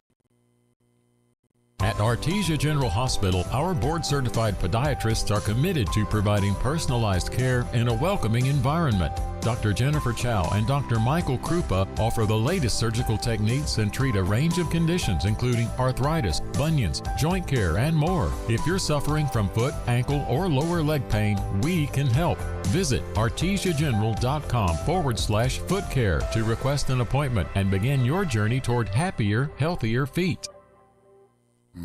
A snoring partner is more than a rough night's sleep for you. It could lead to some serious problems. Hi, this is Dr. Sarah Usher at Carabelli Dental. Snoring, stopping breathing, and gasping for air in the middle of the night aren't just a pain for you. It could be a sign of sleep apnea, which can result in a lot more problems for both of you. Luckily, we can help. With our revolutionary oral appliance, you and your partner can breathe easier and get a better night's sleep. Come see the team at Carabelli Dental or call 575-622-4455. What's the buzz all about? The Honey Depot, Artesia's little store with a whole lot more. You'll find an unbelievable selection of one-of-a-kind gifts and decor. Everything from candles to soaps, books and Bible study journals, home decor, local honey, seasonings, candies, and more. Not to mention a staff that's sweeter than honey. So buzz on in. If you can't find it here, you probably don't need it. Open Tuesday through Friday, 11 to 5:30, Saturdays 10 to 6, closed Sunday and Monday at 104 West Hermosa Drive in Artesia. Shop local. Shop Honey Depot, the little store with a whole lot more. Here's a Mornings with Mike Winters fun fact. The catfish has over 27,000 taste buds. Do you think they prefer fried or blackened? Here's Mike Winters. And closing in on 10 o'clock, that is going to wrap things up from our end on this morning, partially without Mike Winters. Hopefully, Fearless Leader will be back inside your radios tomorrow if he's in better voice. Otherwise, well, you got this to deal with for the rest of the week. Big thanks to each and every one of you for joining us out there in listener land. We appreciate you doing what you do so we can keep doing what we do every single day. If you missed any portion of the program, you want to go back and hear it in its entirety, you can do that over at ksbptv.com. Click on the Mornings with Mike Winters tab, and you can see it all. But Roy, our boy, will, I got to come up with a better nickname for him. He'll be cutting it up piecemeal and putting it up over on Facebook and our social media later on today as well. Talk to you tomorrow morning. Be safe, be happy out there. Travis and Sexton hitting your radio waves up next. Keep it locked right here on 106.5 Roswell's Talk FM. Till tomorrow, be seeing you. Your home for Sean Hannity in Roswell. 106.5 Roswell's